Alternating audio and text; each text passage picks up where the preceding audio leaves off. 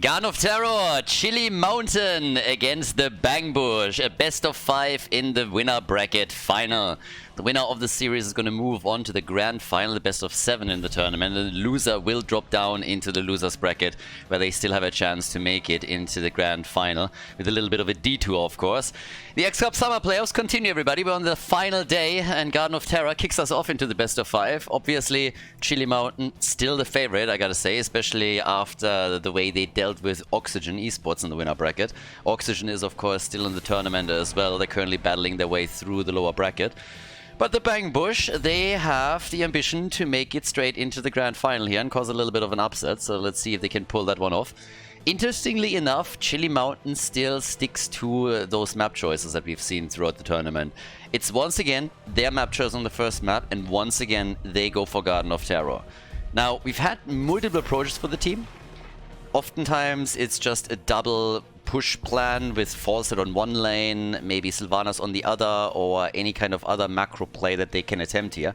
We had similar attempts also from Bang Bush, so I'm actually kind of excited for the series here. But I still gotta say that Chili Mountain is, of course, the favorite. But the Bang Bush has been playing solid for a long time. They're playing with bishops here, and they definitely have it in them to take Chili Mountain out on a good day. They've done it in the past, and they could do it again. They're currently, I would say, the number 3 in Europe, just generally speaking. And maybe today they can take the red team out. We'll see. Either way, 4,000 euros of prize money on the line, all sponsored by Private Heroes of the Storm fan, our Mr. X, hence the X Cup. This is the 4th season, for now also the last season that we have in the X Cup. And I'm super thankful. So big shout out again to Mr. X for making all of that happen. I mean, we pretty much had a year of Heroes of the Storm content now thanks to him. And without him, this wouldn't have been possible. We had 4 amazing seasons, and this is the accumulation of season number 4. Brightwing as an early pick. Obviously, the Haka and Falstad still up for grabs. And, well, not for long, because here comes the Haka. And their Sergeant Hammer. So at this point, I would already make sure that they don't get Sylvanas, because we've seen that in the past that a team went for Sergeant Hammer and for Sylvanas on a big map like Garden of Terror, and then really executed pushes on 2 lanes continuously throughout the map and got heavily ahead here. So if I'm the Bang Bush, I pick Sylvanas or I ban her. One of the 2. Nothing in between. And Bishops, there it is, yes.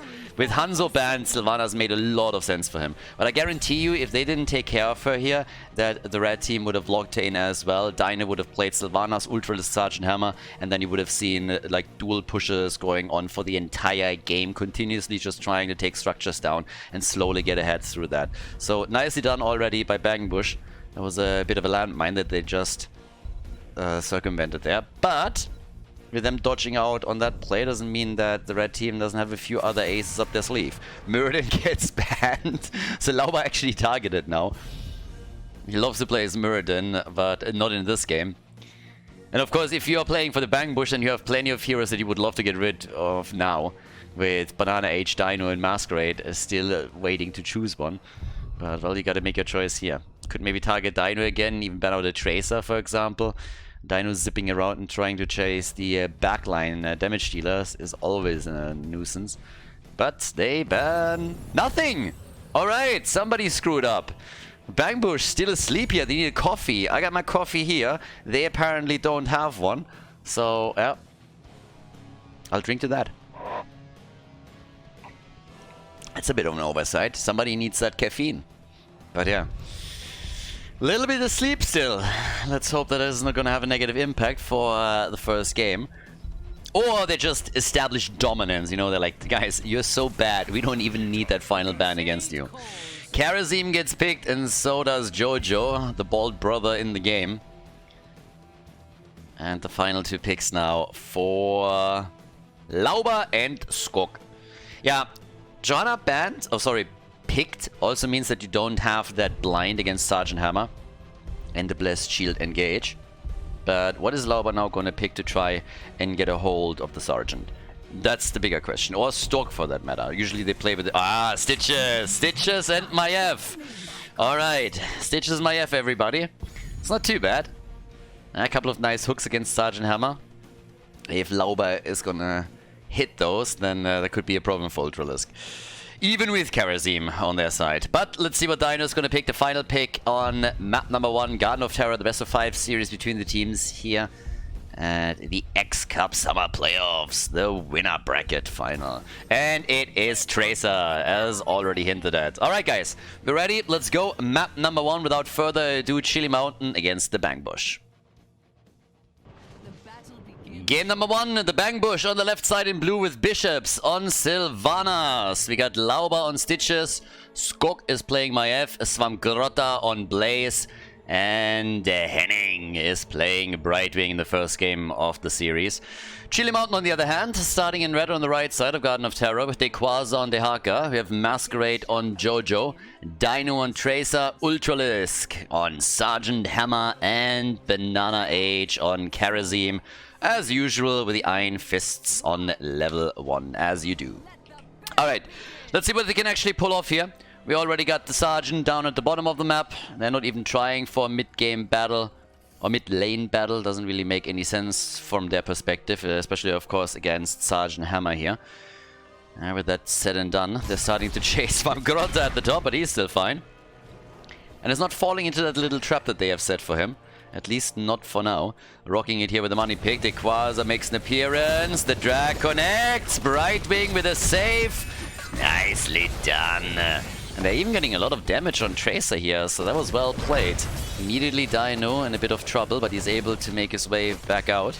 Down to the bottom of the map, it's Skog who has to deal with Ultralisk for the time being. Of course, so far without any mobility on the side of the Sergeant. Yeah, Chili Mountain.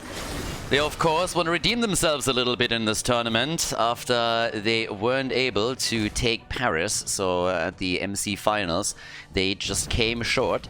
But now that we are in the online environment once again, they are doing really well. They've been able to take Oxygen Esports out in one of the earlier rounds.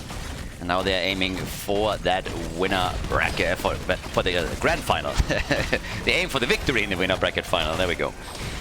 But alright, let's see what they can pull off on level 1. We also got the Zealous Glare. We got the 1-2 punch for Tracer. And Ultralisk is playing it very safe. Also because he didn't really know where the opponent was positioned. Now that they see 3 heroes in the mid lane attacking Lauber. Yeah, they have a little bit more information and can immediately move through that. But at the same time, top side, we still have the defense from Swamgrotta against Dequaza. They're trying their best to keep the entire push here at bay. But Dequaza is able to do some serious work thanks to the camp that they took a bit earlier. Nice hook from Lauber. Yeah, hooking Jojo in, and immediately Bishops is in trouble and Brightwing has to help out. Good for Henning, paying attention here and being ready right away. And they come in with a kill against Karazim. Karazim goes down. He's eliminated quickly, and that's also first blood in the game. Good start for Bang Bush. They get first blood. Have a little bit of push power here. And oh, there's immediately a little move by Skog against Ultralisk as he's trying to pressure Hammer back. Also, mark the adjustment. We have a traditional build now on Sergeant Hammer, so siege tactics. Now, the only reason why I'm really pointing this out is because in the last couple of weeks, whenever Sergeant Hammer was played, we actually did not see that talent anymore. Nick from the Hardos, from Oxygen, he brought Sergeant Hammer back into the meta, and ever since he did that, everybody started to slowly emulate his build and make the changes on level 4 and also sometimes on level 16. So even Giant Killer on level 16 is not a must-have talent any longer. And normally Ultralisk would probably have gone for that one as well, but now that he's up against not only Stitches, but also the tether that we're seeing from IF, he makes the adjustment back into the siege tactics, which gives him at least something that he himself can do without having to rely upon Karazim later. Nice kill at the top too, and I really like the way that Bang Bush is currently handling the situation here. They're doing damage on those walls, they're able to lock in a second kill, they're diving deep to make sure that they can take the Haka down to the bottom of the map. Even Hammer gets now murdered, and that's the 3rd kill in a row now for the Bang Bush. After they missed the ban in the draft, I was questioning whether or not they're already awake, but it seems like they had plenty of coffee this morning and are doing very well. Great start for them. And as I said, Chili Mountain, they definitely have the skills to take the Bangbush down. They are the ones that are expected to win, since they've been so dominant for such a long time. But on a good day, Lauber and his boys definitely can cause an upset here. So right now, the first seed goes over to Chili Mountain. Bangbush was trying to interrupt this. But touch... Oh, is this another one? Banana! Yeah, they go straight for it. Yep, they take Banana down. There's no chance here, even the save. Now the Hacker coming in from behind though, so that might be a little bit of a problem. Dino also on the retreat. And that's 4 kills to 0. Bangbush, ladies and gentlemen. Pretty great. Spray game is also on point. Lauber is on top of his game. First of all, he's not even on the pleb horse this time, so he's actually playing a real mount. And then his spray game is also just top notch, no standard spray either. I gotta say, the preparation that has gone into this game, it's clearly visible. With level 7, we have the Hover Siege mode, and now we got the blinding speed too.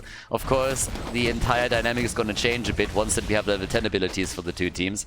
But this is still a very, very nice start for the blue team into the game. And if they can maintain that lead and this advantage, then they might even take the lead in the series. Now, we get Gorge on level 10. We have the Wailing Arrow, Invisible Friends, Bishops jumping back out. They're trying to maybe even get a kill here. Keep in mind that with level 10 abilities, they are the ones who could technically try to force the fight. Maybe even get that Gorge. But I don't think that we're going to have a big battle until that's the case. So, yep, here we are. Seed is taken. They're starting to move down to the bottom of the map. Bishops and Lauber all the way up at the top. A little skirmish is happening. The cage is down. No level 10 for Chili Mountain just yet. But they just can't get the kill here. And it's just a matter of seconds until the red team has also heroic abilities available to them. As Van Grotta is pushing bot side, he wants to make sure that he gets the experience here. And also they don't lose any more structures. Jojo gets taken, so a Gorge by Lauber allows them to get Jojo behind the gate. And that leads to kill number 5. And they're crushing it. They're absolutely crushing it. I like it.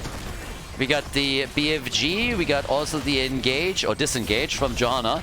And now with level 10 abilities, the attempt to finally get a kill themselves. Really nice ult from Bishops though, the perfect moment, but he's still being hit hard by the BFG. There's the kill, there's the double kill. Sylvanas, Brightwing, both down. They try to go for Lauber. That would be kill number 3, but the Tong is missing. So once level 10 abilities are ready, Chili Mountain comes in with a double kill. Well played. And they are showing some signs of life here. I like it. Yeah, the Quasar at the top. Dealing with all of this. A seed for a seed so far. They try to go for Dino. Not happening just yet. Once again, Swamgrotta also attack us to bunker up, but they're focusing Tracer. Tracer is in real trouble here. The Gorge on Karasim. I don't think that's going to be enough unless they get the stun, and they do! They get the stun and they get the kill. The double tether immediately as they're pressuring Ultralisk. And Masquerade is also getting attacked. Another hook is putting Johanna into real trouble, and she dies as well. Subdue completed on the other hand. So completes the level 4 talent. That's huge. That's actually fantastic for them. During all of this, Dequaza was pushing up at the top. But I gotta say that this is one fantastic opening for the blue team. And they, I mean, honestly, if they continue this, they will have a very good chance of winning game number 1.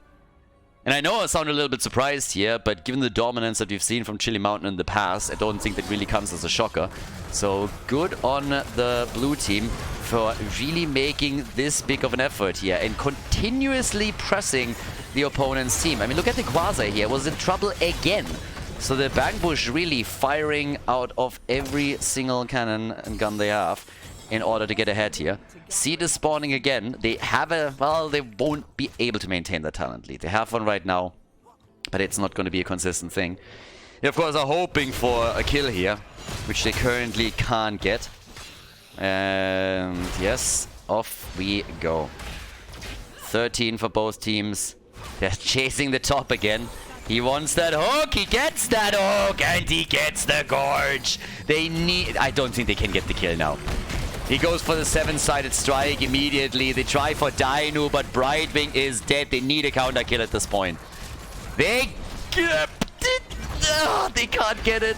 It was a 2 versus 3, and they lose one of the heroes. Oh, this was just too unfortunate. Another one! Ultralisk, you beast! The German efficiency is shining through as he drops another ult and hits them hard. Seems like we're gonna get 2 seeds against 2 seeds. It was honestly a nice start with the hook and then the gorge, but the problem is that follow-up just wasn't there, and then they lose their support, and that was of course the beginning of the end. It was a great attempt afterwards to try and go for Dino and get at least the counter kill, but with the recoil still available to Tracer, that didn't happen either. So you can really tell Chili Mountain is not just going to give this first game up. They are fighting back tooth and nail. They're really battling for every single inch of the map here. And just doing real well. And Ultralisk, he's 2 for 2 so far. 2 ults, 2 kills. So he is delivering. 7-sided strike. Once again, Bishops gets attacked. The heals are there. Tracer doesn't give up on it though. And the battle in the backline is also still going on. Kill for killer. Sylvanas and Tracer are both falling, but Brightwing and also Maiev are both dead. They're trying to go for Svamkarota, and they might even get another kill. Banana is still following. The camp was stolen, and now the top fort is gonna fall. Great battle here. I mean, check this fight out. So Tracer going straight up for Sylvanas, and she gets a bit of an assist, but then the kill comes in. Tracer dies as well, and then shortly after, Brightwing and Maiev both fall. The top fort has now been destroyed, and this is a big push also for the top keep now. Another seed is popping up on the map. We already have level 16 talents on the side of Chili Mountain, in this case with Giant Killer. And here come the Garden Terrors. Yep, already waiting just to dodge out on the hook, but Garden Terrors are now coming in, and especially for the top lane, that's a problem. Right now, Chili Mountain, they are all of a sudden in the driver's seat. They have played second fiddle to Bangbush throughout the entire game up to now, but all of a sudden it is the red team that is pushing the map, making the plays and setting the agenda. 8 kills, 2-7. The hooks, they are coming, but they're not hitting. And this is another fort that falls. At the bottom of the map, we're going to see the exact same thing. So the entire outer ring of defense will be gone. And that is a big problem for the Bangbush. They're looking for kills. Once again, they're trying their best here. But as you can see, Masquerade with another engage as he's diving in deep. Hey, BFG this time missing, but they're still cornering Svamgrota, and they get another kill as the momentum swing is hitting the Bangbush harder and harder and harder. Lauber, the only one that hasn't died yet. Something is clearly wrong here. And we have 28,000 damage by Tracer now, 27,000 damage by Sylvanas. But yeah, tough game now for the Bangbush. I gotta give them a lot of credit. This early game that they played out was fantastic, but of course that only gets you so far. And Chili Mountain made the right moves when it was necessary and are now invading deep into enemy territory to steal more of these mercenary camps away and then push together with them. So yes, job well done. And can they get a little bit farther ahead here? That's the bigger question now. Alright, so Dino in the middle. Pushing the lanes out together with Dequaza. The two of them also looking to see if they can maybe whittle the hit points down. One of the heroes up just a bit. The push at the bottom of the map as Banana H is going for the aggression again. Real nice damage against Bishops, dropping him down to 50% and forcing him to pop the fountain cooldown. Yeah, and well, we now have, of course, a level advantage also for Chili Mountain. Now the good news for the blue team is they still have these 2 seeds to their name. So if they can fight for the next objective and get the seed, then maybe those Garden Terrors will be their ticket back into the game. They should be able to take a couple of structures down if they're able to claim it. And we'll see if they can put it off. But either way, we have already a little bit of a push down here against Masquerade. I think they're hoping to get the kill, the hook. And there's the Iron Skin. Honestly, I'm questioning right now if that didn't help Masquerade more than it hurt him. The hook was hitting, but unless you get that Gorge right after, there's just absolutely no way that Johanna in any way is impressed by this. So at this point, we have the seed up, and it seems like the blue team, are they not willing to fight for this? I really thought that they would desperately try to get a battle going here, because this is going to be the only fight before level 10 is hitting. So giving up the seed is not a problem since it's the first one for Chili Mountain, but it means that for a long time they won't be able to go for a real battle. Because in just half a level, level 20 is there. They're hoping for that hook. They're really hoping for that one hook that just hits at the right moment in time to give them a kill. And so far it has not happened. The camp is taken. Lauber waiting for the cooldown once again, and it's just not working. 20 is there any second now for Chili Mountain. You already have Dainu down at the bot lane. And there it is. Storm Talons available for the red team. We get the Ultra Capacitors. We already got the Heaven's Fury in, so the cooldown reduction for Jojo, which is of course huge. And we even have, by the way, way over 100 fists here for Kerosene. With Stitches in the game and also with Maiev, I was really expecting him to go for the cleanse, but he didn't go for it. We got Quicksilver over here, but he goes for the extra damage. Normally you would see Transgression on level 20, and that's also what he gets, yes. Transgression is in. And here comes the next seed. That's, of course, the second one for Chili Mountain. It's still a level until the blue team has their 20, so they're just sitting tight, waiting for more minion waves to push in. So they can get the freebie experience. Yeah. The hook! Dainu! Yeah, he really played that one close. That's a nice one, though. Okay, they get the Haka, there's the stun, and that's gonna be a kill. That has to be a kill. They're gonna get it eventually. They have to be a little bit careful that they are keeping at least some interrupts in case he wants to tunnel out. But they get the kill. So now for 60 seconds, they are in a better position thanks to the numbers advantage. Then again, they are getting their level 20, but where do you get from here? You gotta go for the next seed if it spawns in time. That's the big question. And there it is, 30 seconds. The Haka has the global, so that's of course a bit of a problem. But if they can get the follow-up kill here, oh, that would be huge! And they do! They take her down. BFG, everything gets thrown at the Bang Bush, but it's a 5 versus 3, and that is the moment in time when you can make your play. Lauber is low, but they are able to now go for that seed and get the objective. Nicely done. The follow-up kill against Masquerade. Masquerade with the escapades as he is dead just after the Haka was killed. Gets exposed here, and now the opportunity to turn this around. They haven't lost the keep yet, and now they can push. Now they can pressure. Now they can take these forts down. Now they can equalize the situation in the game, and they gotta go for it. This is the opportunity.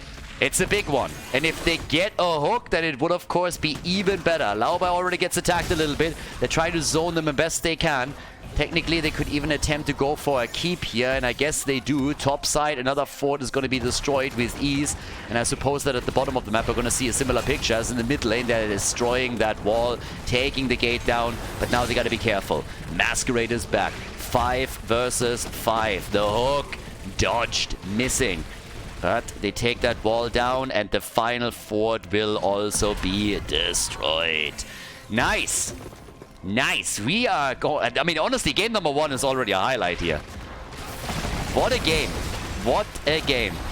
Nice back and forth between Bang Bush and Chili Mountain. And they are waiting for these hooks from Lauber. They hope for another kill. The Gorge earlier against Daikwaza set everything up. The bottom fort still safe though. I expected it to be taken, but the rotation was quick from Chili Mountain and they were able to save it. This is going to be good.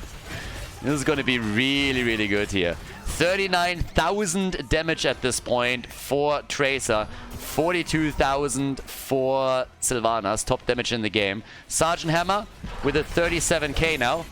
Another hook, but it's missing. Always trying to threaten. Always trying to put the fear into the hearts of the opponent.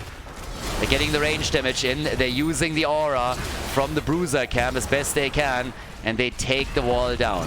The hooks are still missing, but he's hoping for that Gorge. Keep the Haka in mind. He's pushing the top lane. They got that global and they're using it. Lauber on the move now.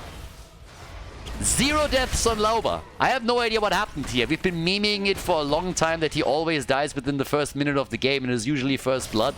But this time we have Lauber with not a single death to his name. And we are 18 minutes into this. Everybody else has at least died once. Kerosene with a 31,000 damage, by the way. And here comes the seed. And obviously there is the element where... Oh, hello? Dainu? What? Dainu? Someone just inted hard in the mid lane. Yep, so Dino all of a sudden committing honorable Sudoku in the middle of the map and running it down mid. So that's a problem. And let's see what they're gonna get with this. Obviously they want the bottom fort and they should get it. They will also get the seed. Can they get more though? They want the follow-up kill. They're forcing already the Iron Skin out, but they're leaving it at that. So that allows them to go for the bottom fort. They can also get the seed. And Dino just did. So, yeah. That was a weird one. It really was. 11 kills to 8. But I love this opening into the series. Oh, what a fantastic game. This is only game 1 of the best of 5. So they steal the camps away. Is that an interrupt? Yeah, indeed it is. Yeah, I guess that's how he interrupted. And Equasa! They knew exactly where we would tunnel in. Did you see Svamkrota? Svamkrota was immediately ready. He was like, boys, I got this. So now the seed is taken, but they bought time. They bought time for the top camp to do some damage to the keep. So that's what they're going to do now. In the meantime, we have in the mid lane Bishops also attacking a little bit harder, trying to take down those siege giants. But oh boy.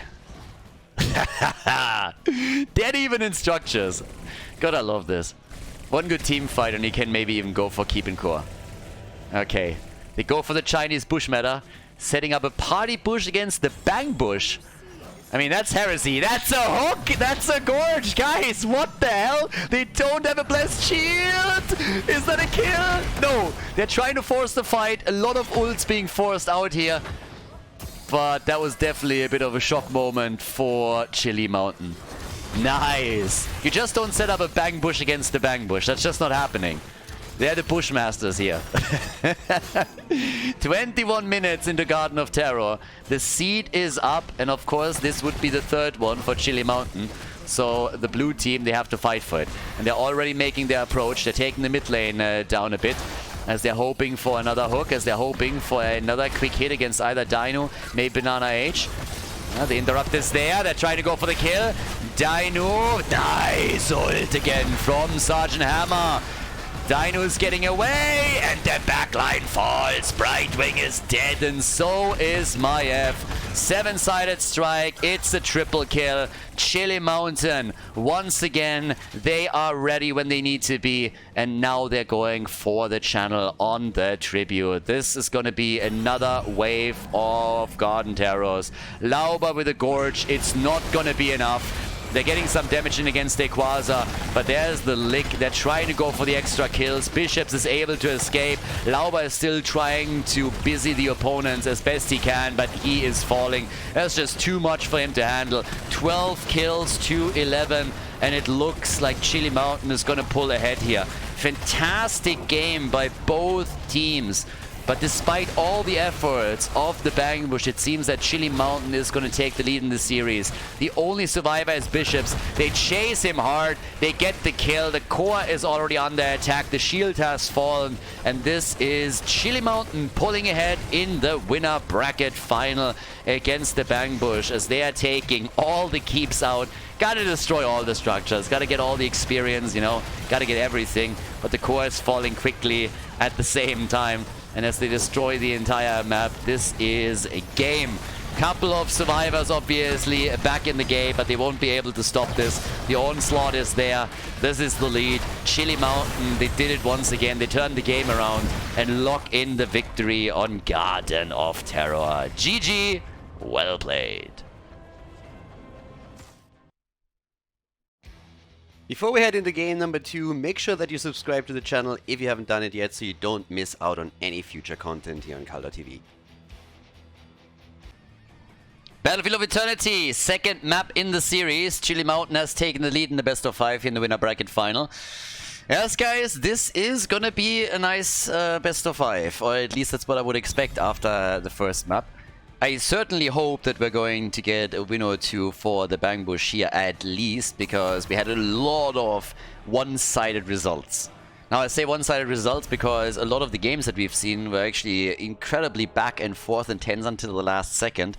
But in a lot of the best of fives that we had in the tournament, at the end there was a 3-0 result, which definitely didn't do those matches justice. As it stands now, we're heading into Battlefield. And I feel a little bit sad and sorry for the Bangbush because they did a fantastic job in game number 1.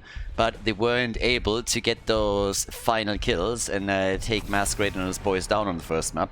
Apparently they are absolutely done with Tracer. So let's go. Let's see what they can do this time. Apparently not so much worried about Sergeant Hammer, honestly. Battlefield of Eternity is another map where the Sergeant could be played. I also love how Hogger gets now banned multiple times, because I'm fairly certain that they are not only banning him for meta reasons, but also because they want to make sure that Skok doesn't get him. Skok has been beasting it on Hogger lately. But yeah, well, I guess we'll see it throughout the rest of the series here. Now, as it stands, final ban incoming. And what are you going to get rid of? Lucio is still up and Sergeant Hammer is still up. Those are not the only two that you might be worried about, but they're definitely two that should be on the list. I think they're banning Lucio here. Yeah, Lucio gets banned. Definitely makes a lot of sense. And the Insta Hanzo pick. Now again, multiple reasons why you pick Hanzo here. First of all, he's great against the Immortal. It's a great asset to have. But then again, you have also one of the best Hanzo players on the blue team. Bishops loves to play him. So yeah, make sure that you take him away from Bishops whenever you can, or you're going to be absolutely punished. But okay, we got first picks for the blue team now. And there we go. Blaze and Brightwing. I gotta say, Brightwing with that skin in particular is more dragon than Chromie ever was. I gotta highlight it again. But yeah. Next two picks here. What do we get from the red team? Urel and Muradin for that front line now. It's actually always interesting to me how the meta oftentimes shifts throughout a tournament, and that's especially true for offline tournaments. By the way, as a side note here, while we're talking about offline events, we have another offline event coming up also at the end of, or in the middle of October, at the end of the year. If you haven't heard about the Heroes International yet, we're going to have European, North American, and Korean teams there. So if you watch this on YouTube, I'm going to put a link into the description. There's open qualifiers, so you can participate with your own team. $11,000 are on the line. And even if you're not planning on playing in the event, you might want to mark down those dates, because it's going to be insane. It's going to be the first offline tournament after HCC was killed by Blizzard, where we finally have the 3 top regions once again represented and fighting against each other. So it's going to be pretty epic. So if you haven't heard anything about it yet, check out the description of the video. I'll put the links in there.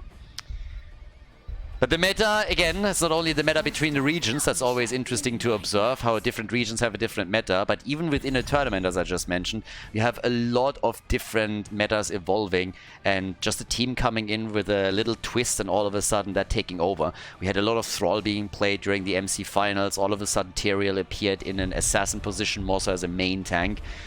Now we're getting Vala a little bit more often. And yeah. Liming is here, and so is Ana. So the nano boost for Liming. And my... Yef. Okay. Yeah, Bishops on Vala. I like that Vala is getting played more. I think Vala is actually super fun because she can also be played with 3 different builds. So that puts a little bit more... I mean, it changes things up depending on the map. But here's our Tyrael pick. In this case, it's going to be played as the main tank. So guys, the stage is set for map number 2. We're going to go straight into Battlefield of Eternity. Second map between the Bangbush and Chili Mountain. Here, the winner bracket final of the X Cup Summer. Map number 2, Henning on Brightwing. For the blue team, we got Lauban Tyrael. Bishops with an arrow build to burn down that Immortal a little bit faster. Playing Vala, we got Skok on Maiev. Swamgrota is playing Blaze. And on the right side of the map, we have Banana on Ana, Dequaz on Urel, Dino on Hanzo, Masquerade on Muradin, and Ultralisk on Li Ming. Okay, time to shine, everybody. what are we gonna get here? Which team is gonna take game number 2? Will Chili Mountain extend the lead and make this a 2-0 advantage? Or are we gonna have the Bang Bush battling it out, forcing game number 3 on a clean slate here? That's what we're gonna see, but for now, it's all about stacking for Vala. She wants to get her arrow build progressed as much as possible, so that once level 7 hits, you're getting already an enormous amount of damage against the Immortal out. That's the goal. Let's see if they can pull that off. The battle at the bottom of the map already happening here. Whereas topside, this is where we're currently seeing a 2 versus 2. I mean, nothing too crazy just happening yet. Teams just going a little bit through the motions. We have a bit of a battle between Skok and Masquerade here. But again, nobody's pushing this too hard just yet. Top lane, our solo laners are currently doing their thing as well. And, well, down to the bottom of the map. Masquerade gets tethered again. I kind of like it. At this point, they're all just rushing around here in an attempt to crush things out. Get the first kill, pull a little bit ahead. So far it hasn't really been working. But yeah, we'll see. Alright, so up towards the top. Swamgrota and Equaza currently sitting tight. Still maintaining that 1v1. And down here, Lauba. Okay, Stormbolt is hitting. Yeah, they can't get the kill. I like how they're battling it out and really trying to just get the first real hit in and drop the opponent and maybe go straight up for the camp. But everybody is just playing it safe, nobody's overcommitting. And the blue team is even giving up the camp because they already rotated a hero towards the top side so that they can go for an even exchange with Chili Mountain. Each team walks away with one of the Khazra camps to get that right now. And yep, down to the bot lane. Another Stormbolt, alright, Henning, careful. 5 stacks for Vala. They still get a few hits in here. Lauba, alright. I mean, Lauba is still dancing around here. He will be a nuisance later on in the game in particular. Normally you would expect him to go for Sanctification. I don't think we're going to see anything else. Not as a main tank Tyrael. But I thoroughly enjoy that we are seeing a lot more Judgment these days as well whenever Tyrael is played in more of an assassin role. We currently have on level 4 also the repeating arrow, so the build continues. The level 7 talent is going to be the most crucial for the Immortal damage, so it doesn't really apply to the first Immortal. Masquerade, full-on Stormbolt into the minion. Not quite sure whatever that minion said. Maybe insulting Murden's mom, calling him Budget Gimli, or just telling him that elves are better. Whatever it was, that Stormbolt straight hammered the minion into the ground. And yeah, there you go. Okay, first objective is up. Red team is immediately starting to attack it. Bishops, again, has to be careful. Gets a few more stacks together. But Masquerade is jumping in deep. Gets tethered. But they can't really pull him either way. But Masquerade has definitely taken damage here. We got 7 stacks for Vala, who is now starting to take the Immortal on. But still without the Monster Hunter on level 7. So, yeah, bit of a limit to that. Hanzo goes down. From Dino to die now. So he goes down. 1 kill to 0. And with Hanzo gone, that's the main damage on the Immortal gone. They're still trying to put Li Ming into a good position. Oh, but Ana! Yes, there it is. Kill number 2. Yeah, Bang Bush, they are, again, dominating the early game. They did it already in game number 1, but it wasn't enough to win the game for them. And now they're doing fantastic here in the early game of the second map. Then again, they have some trouble on the Immortals, so not really able to do too much here. Obviously, when you're looking at Chili Mountain, they have a really nice setup against the Immortal. They have Li Ming and they have Hanzo, both heroes that are great to dish the damage out. But thanks to the kills that they got earlier, it's still Bishops and Skok on the left side that claim the objective for the blue team. Yeah, and as I say that, Blaze goes down. So Blaze dies. Now he should be back in time for the push and be able to help out. Very likely he's going to move down to the bot lane anyways. But still something to be a little bit concerned about. Now 3 kills to 1. We have level 7 on both sides. And yes, there's Monster Hunter and 9 stacks only for Vala. Alright, let's see what they can pull off here. We got them already in the middle of the map, rotating top side. And it's actually a three... I am a little bit worried that there are only 3 heroes here at the top. Stormbolt is being dodged out, it's nicely done. But can they do enough? Svamgrota is just waiting for the camp. Apparently they had to get Maiev in here. And Blaze is still hiding, but that objective didn't really do anything. It took the wall down. Yeah, not really that great. Now, they're getting some pressure at the bottom of the map thanks to the camp that was instantly taken by Maiev and by Blaze, but there's also a camp lost topside. 10 stacks for Vala for now. She has Monster Hunter, so now it's much easier to take the objective down. But let's not forget that once level 10 is available, we also get to get the nano boost for Ana, and then you are dealing with Hanzo and with a boosted Liming. Those resets could be coming. So the 5-man moves towards the top. Svamgrota, yeah, dodging out on the sleep dart. Lauber is now assisting them as well. There's the stun. They go for Masquerade. A little bit of body blocking as he's jumping out. 12 stacks for Vala. Might get another one against Urel here. Still hoping to get a few more together for the quest. 3 kills to 1. Slight advantage even for the Bang Bush. Now, they opened some of these walls up. The goal is still to take these forts down. Let's see what they can do. Another quick hit. Masquerade gets attacked. Gets pulled. They go for Muradin. And he gets out. But it's close calls every single time. He died once already, but every single time this happens, yeah, it's an insanely close call for the front line of Chili Mountain. Now the objective is popping up again. 3 seconds until the camp is up, and they got plenty of time to take it. Same is, of course, happening on the right side.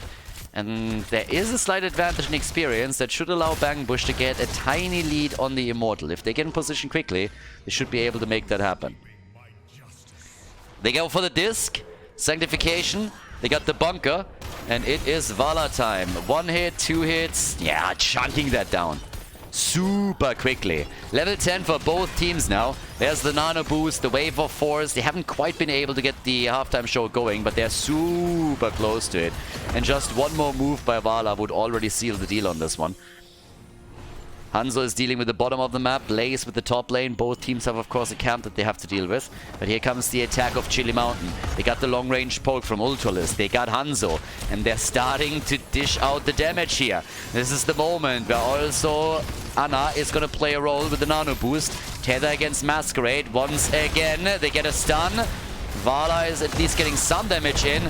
Maiev is jumping out. Arrow is completely missing, but another Rain of Vengeance salvo, and Masquerade barely being saved. The disc is still hitting, but they win the halftime show. And now they want the kill. They go for Muradin, and he's dead. Muradin is down. Urel pops her ult. Quasar will still fall. Or not? Oh, there it is. The final hit. The Bang Bush, everybody. What a series today. I gotta say, the way that they're presenting themselves, even with losing map number 1, is pretty respectable. I'm not sure if they're gonna win this best of 5. I'm not sure if they're even gonna win on Battlefield of Eternity. But no matter who they are going to face next, they definitely have to be careful, because the Bang Bush is currently in top shape. They are doing such a great job. They had a fantastic showing in game number 1. They weren't able to win the map. Chili Mountain was a bit too strong in the late game. But they are definitely right up there. You can tell they're not happy with just being the number 3 in Europe. They want to go way, way further than that. And currently they have 5 kills to 1. They're pushing through the bot lane with the Immortal. They still have a couple of heroes up at the top. They want to go for the Quasar. They go for the big push here. So they're attacking on 2 lanes. The Quasar is forced back. He's not going to be able to do anything to save this. Arrow, by the way, went wide as Dino was trying to get a hit in against Svamgrota so that they can take down Blaze. But they lose the fort, and they're also losing the one at the top. So thanks to the objective that the blue team locked in for themselves, they now destroyed 2 forts in the game. And they can still go for the camp. Bang Bush with big plays. And Chili Mountain, they gotta be cautious. So does Svamgrota. Yeah, it's not only the red team that has to be careful here. If Svamgrota would have stayed too long on the camp, he would have died here, and they would have still gotten those Khazras. Only a single kill for Chili Mountain up to now. With that, here comes the next hit. They get the disc. Do they try and follow up on this? Could get this. Yeah, they get the hit. Vala connects one, could connect the second, and does. Masquerade again, hit, and he dies. Even after popping Avatar. He was trying to survive, and honestly, they were trying to get the polybomb before Avatar, but they couldn't. And now they're going for Urel again, and she's also in deep shit here. And by the way, all of these heroes are currently being used as a pincushion by Vala, who's just getting one stacking after another. Another tether, more control, and Dequaza dies too. Beautiful plays here by the Bangbush. 5 more stacks for Vala, and they were able to get 2 more kills. They're even trying to threaten Dino now. And Bishops, yeah, he is just showing absolutely zero respect for Hanzo in this case. And why would he? The arrow was already out. But this is starting to become very annoying for Chili Mountain. They're struggling. They're really struggling. It's a lot of control that we are seeing. Vala with great Rain of Vengeance follow-ups on these tethers, on the polymorphs. So super annoying for Chili Mountain to get into these fights. And of course, this was also a battle where they didn't have level 13 talents. Bangbush had an advantage over them and is going to try and use that now. Now, their rotation towards the top is a little bit better, so they get ahead on the objective. Vala is trying to burn this one down too, and she has already 26 stacks to her name. But the halftime show victory might go to the blue team, and it does. Sorry, to the red team, and it does. By roughly 2,000 hit points. So now they gotta go once again for a quick team fight and see what they can pull off here. And keep in mind, Chili Mountain is a team that really shines in the late game. When the fights matter the most, they are crushing it. And they are going for this objective. Sledgehammer is being used here. The tether, the stun, the arrow from Hanzo as a counter. And they're still trying to go for the objective. Heading the nano boost on Ultralisk. But Li Ming is about to go down. Ultralisk gets murdered, but the objective still is looking pretty decent for Chili Mountain. If they can just get somehow Hanzo close enough. But it doesn't seem like they're willing to fight without Li Ming. Ultralisk thought he could get the kill. Far from it. They outplayed him here, and now they go for the objective, and they should be able to lock this one in. Nicely done. The sanctification is there. The damage in the backline. Dequaza low, has to use the ult. Banana Age in trouble, and he goes down. Ana is dead, and the Immortal gets claimed again. Damn, son. Bangbush with some solid plays. Look at that lead in experience. They're 2 levels ahead, and they now have another talent advantage over Chili Mountain. Can they take the game? Are they struggling in the late game again, or can they this time claim victory? They should be able to claim at least the keep now. We're 13 minutes in, but it's a 5 versus 5 defense. It is that level 13 advantage, the level 16 advantage. That is the biggest asset for them right now. So here we go. Starting to make their plays up at the top. The gate is down, the wall destroyed. 9 kills to 1, and here's the play for Masquerade. Oh, but it's Blaze that falls with the bunker. But Urel, 20, yes, Maiev. Skork with beautiful plays, but it's not enough. He dies too, so does Brightwing and Vala. The Immortal might still take that keep down, and does. The entire team got wiped. Full 5-man team wipe. Still a level lead for the blue team. But at this point, it's a huge win for Chili Mountain, at least in the fight. So now they can try and get a little bit of ground for themselves. They have level 16 too. Bangbush, they got the keep though. So it's a bit of a strange one. 33 stacks now for Vala, so that's also a big step. She's stacking towards the late game, of course, but as it stands now, we have at least the bottom 4 that is about to be claimed. Taking that keep down was big, but a huge problem that Blaze was caught the way he was. If he would have had the chance to bunker up there, they could have potentially carried that fight even further. But right now, without Blaze, that was definitely a huge problem for them. So the fort gets destroyed, the camp gets taken, and Chili Mountain closed the gap in experience. They are heavily behind in structures. I mean, massively. Oh, that dwarf getting aggressive here. Very aggressive. So, yeah. But off we go. With that, we have a pretty even playing field between the two teams. And Mirrodin is trying time and time again. He doesn't have the jump anymore. Mirrodin is in real trouble and gets nearly killed. The arrow is out. Skork jumps out and gets murdered by Li Ming. Ultralisk is starting to step it up big time with these nano boosts. Swamp Grotta has to bunker it up. They might even have to use Sanctification here, and they just let him die. They just let him die. Once again, Chili Mountain, unbe-fucking-believable. In the late game, they get the kills when it's needed the most. The Immortal is spawning in 7 seconds. Even this camp might not be claimed by the Bang Bush. They might really just go for it and try and steal it away. And that's exactly what they're doing here. So here we are. They're stealing the camp. They have both. And now they can go for a massive Immortal. Unbelievable. Chili Mountain in the late game. They are just absolute monsters. Incredible. Honestly incredible. Ultralisk with enormous damage in the last few fights. Hanzo with a 53,000 to his name. And just look at the Immortal. They're trying to get Vala at least in play for defense. If they can get her towards the Immortal, then maybe Masquerade, maybe a kill. Maybe a kill. They're trying. They're trying. And they get it. They get the kill on Masquerade. And that is... Oh, God, that was such an important kill for the Bang Bush. Woo. That was so important. They might still lose the objective, but now they at least have Vala up here. So with all of the stacks that we have for bishops, he can now start to take this one down. The fight, though, it costs the life of Blaze once again. Yes, the ult of Urel is baited out, but can they get the kill? The tether is there, the Quasar! And he makes it. He makes it again. Oh boy, what a game! What a series! Vala again, hit after hit after hit. Bishops is just playing around the cooldown as best as he can. The arrows are still YOLO'd out. 4 versus 3 in that fight. They get the disc against Hanzo, buying themselves a little bit more time. Even Ultralisk is being pulled back. And they're going for a kill. The Quasar! He doesn't have his ult! Lauber nearly died. Oh boy, what a battle now. But Mirrodin is back. And Vala always jumping between the two Immortals. Dino's predicting this so well.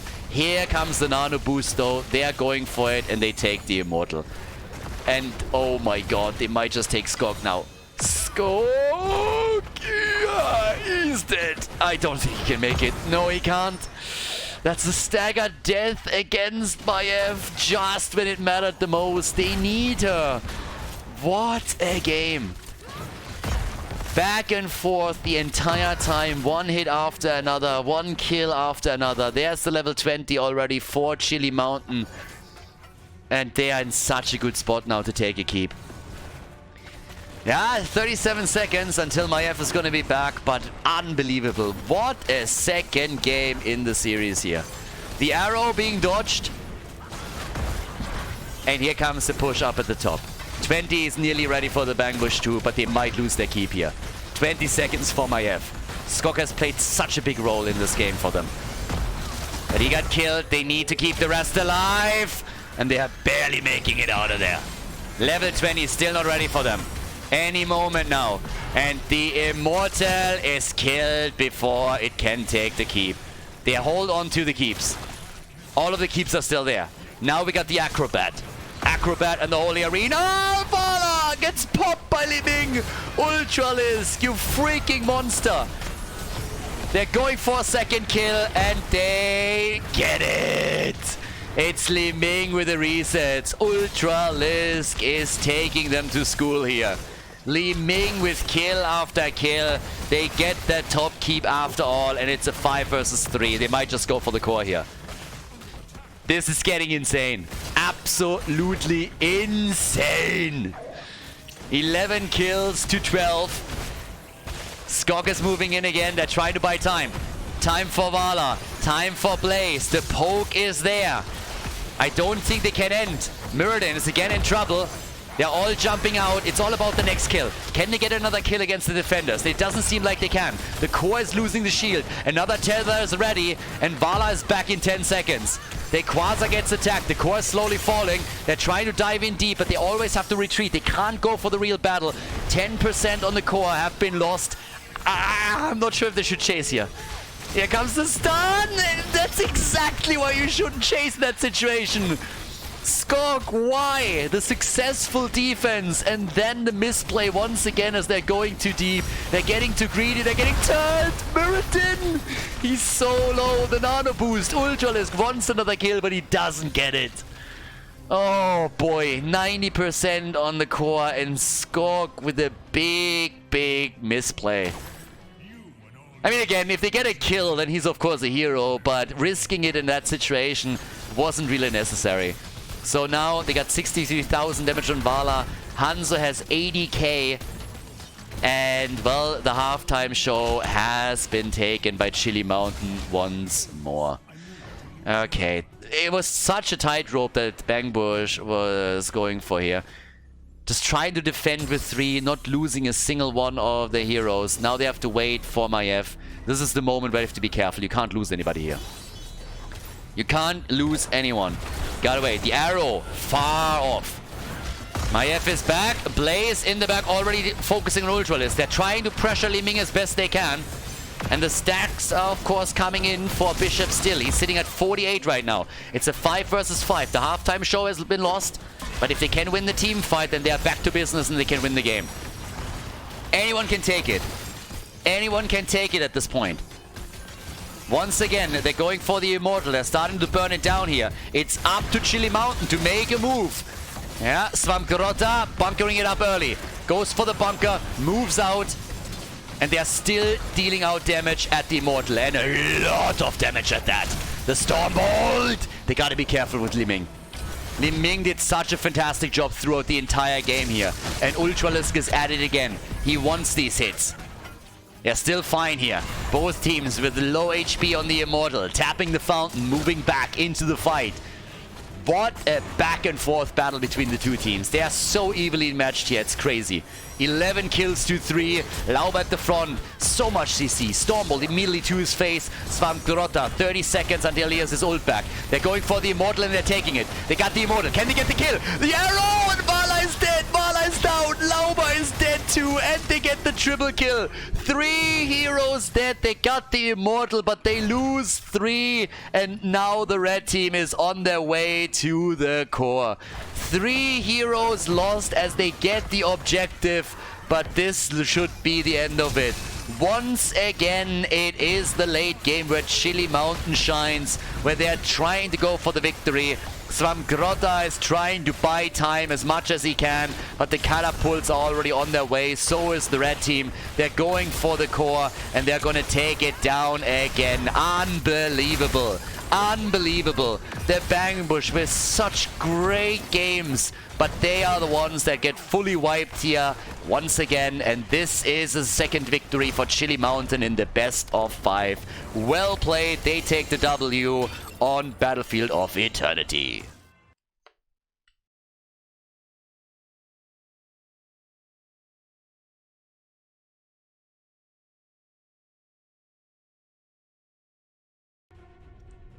It's honestly heartbreaking. Chili Mountain has a 2-0 lead, and don't get me wrong, they are a fantastic team and they deserve all the fame and glory. But that the Bangbush has now lost 2 maps in a row where they dominated the early and the mid game just to lose a final fight towards the end of the game is just, I mean, it is crazy. They are putting up such a great fight, and so far they haven't won a single map. Especially on Battlefield of Eternity, it was kind of nuts, because towards the end of the game, what you could really see there is that they won the objective, but then the arrow hits. The arrow just comes off cooldown. It hits them hard. Insta-kills Vala. 2 more heroes die. And even with the Immortal claimed by the Bangbush, they lose the series, or the game. So, yeah. Now we're heading into Infernal Shrines. It's the first match point for Chili Mountain. Tracer gets banned, so does Lucio. All of this makes perfect sense. A slight adjustment here by Chili Mountain as they're banning out Brightwing this time. And here comes Sergeant Hammer again. Once again, as the Germans with the Panzer, Ultralisk, who already showed us quite a bit of efficiency in the first game in the Garden of Terror, where he played her. So now he's going to try for it again. But how is Bangbush playing this? It's also such a wild game when it comes to individual performances, because let's talk about Skok for a second. They're really targeting him with these Hogger bans time and time again, and you could see how on Maiev he always just had such a huge impact in these team fights. But also on both maps it felt like he had 1 or 2 moments where he was just inting a little bit. And obviously shit happens, so sometimes you just make a mistake, you're a little bit out of position, you think you can get that 1 kill and it just doesn't happen for you. Maybe you don't communicate properly with your teammates. But it's just crazy. That guy has so many insane plays that he's now pulling off here. And then he gets caught on Blaze just once in the wrong spot and dies quickly. They lock him down properly and he can't even use the bunker, whatever it is, and it just snowballs from there. But we are seeing so many good plays from just every single player here. It's nuts. Banana H now on Anduin, and we got Blaze for the Equaza. So already Chili Mountain is having a lot of super strong picks for themselves. But, well, let's see what we're gonna get. What are we getting here for the boys in red? Blue, actually. First we need the ban. But I want to see what Lauba is gonna take for the rest of the team. Oswald, he's currently captain there. We still need a pick for Skok. Do they go for Maiev again? Is Maiev even... No, she's not banned.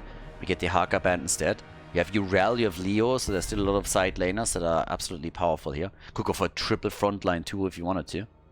Bishop says finally is Hanzo. So that's good news for him. Bishop says Hanzo. There's Genji. Also takes it away from the opponents so they can't play that Anduin light bomb engage, and I'm pretty sure that Dino would have absolutely loved to go for Genji. They still needed a support as well, and they go for Leo first. Swamgrata. I love Leo. Leo is such a fun and chill hero to play. It's absolutely fantastic. So yeah. But alright.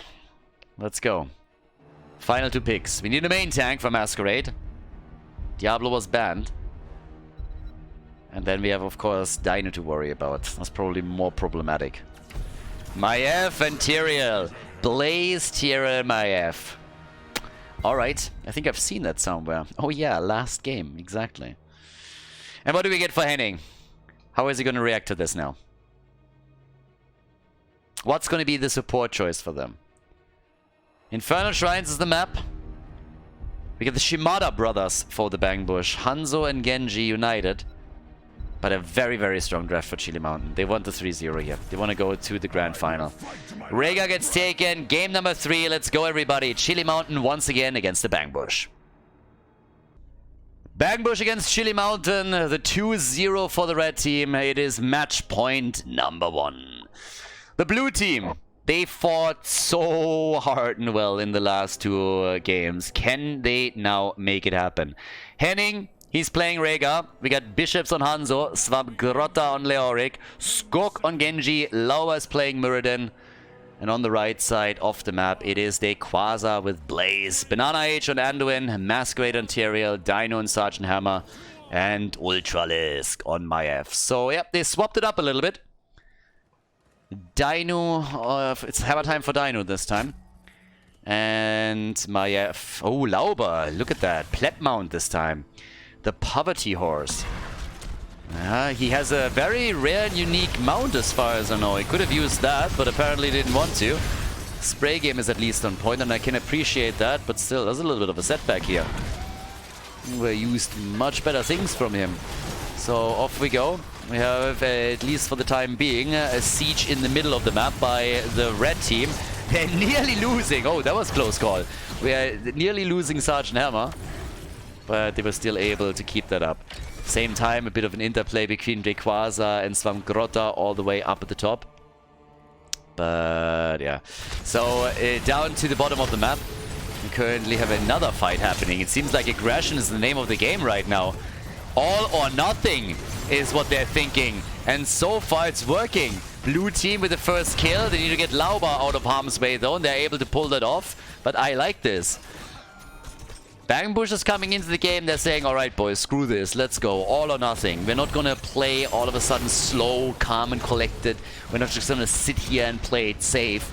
We are going to murder these bastards. And that's what they're trying to do, but they might lose Lauba. Well, first of all, they're taking the camp and they are killing Tyrael. He gets the explosion off, but he's not getting a kill. I gotta admit, Bangbush is just so much fun to watch right now. I mean, they definitely are. Game number 1, game number 2, game number 3. The early game is always theirs. They are there with the aggression. They are there with the big plays. And they just don't give a fuck. They go in the big fights, invade camps early on, and it's just a joy to watch. So, yeah, big shout out to them. I don't know if they're going to win on Infernal Shrines. I don't know if they can turn the series around. But I definitely know that their games are currently just super fun for the audience. So no matter what happens here, they will not be out of the tournament yet, because again, even if they lose the series, they drop into the losers bracket where they have another shot. But at this point, they have 3 kills to 0. I like this style. It's really working for them. I'm not sure if it's the influence of Bishops. I mean, he's bringing a little bit of the typical Russian aggression in Heroes of the Storm to the team. But either way, it's really working for them. They might not have won the first or the second map, but the style is working very well. So, as we're starting this, there's already a level lead for them. Of course, when we're talking about Infernal Shrines, the biggest thing that you have to worry about in the early game is that you're trying to get to level 7 for the first objective, and they are definitely taking the lead on that. So it will be tricky for Chili Mountain to fight for Punisher number 1. They gotta be very careful. And so does Dino. Sergeant Hammer.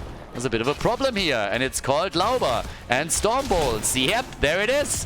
Goodbye, Sergeant Hammer. So that's a kill, and they take also one of the towers. By the way, side note, regenerative biosteel. In game number 1, I talked a bit about taking on level 4 the siege tactics if you are worried about the... well, first of all, Masquerade has to be worried. But yeah, if you're playing Sergeant Hammer and you're worried about your opponent's CC, then Siege Tactics is of course a real nice tool. He didn't have it, and he paid the price. There's not too many insane stuns, and of course you have Anduin who can always help you out there as well. But in this case at least, it led to Dino dying, so he's down. Now we got 4 kills to 0.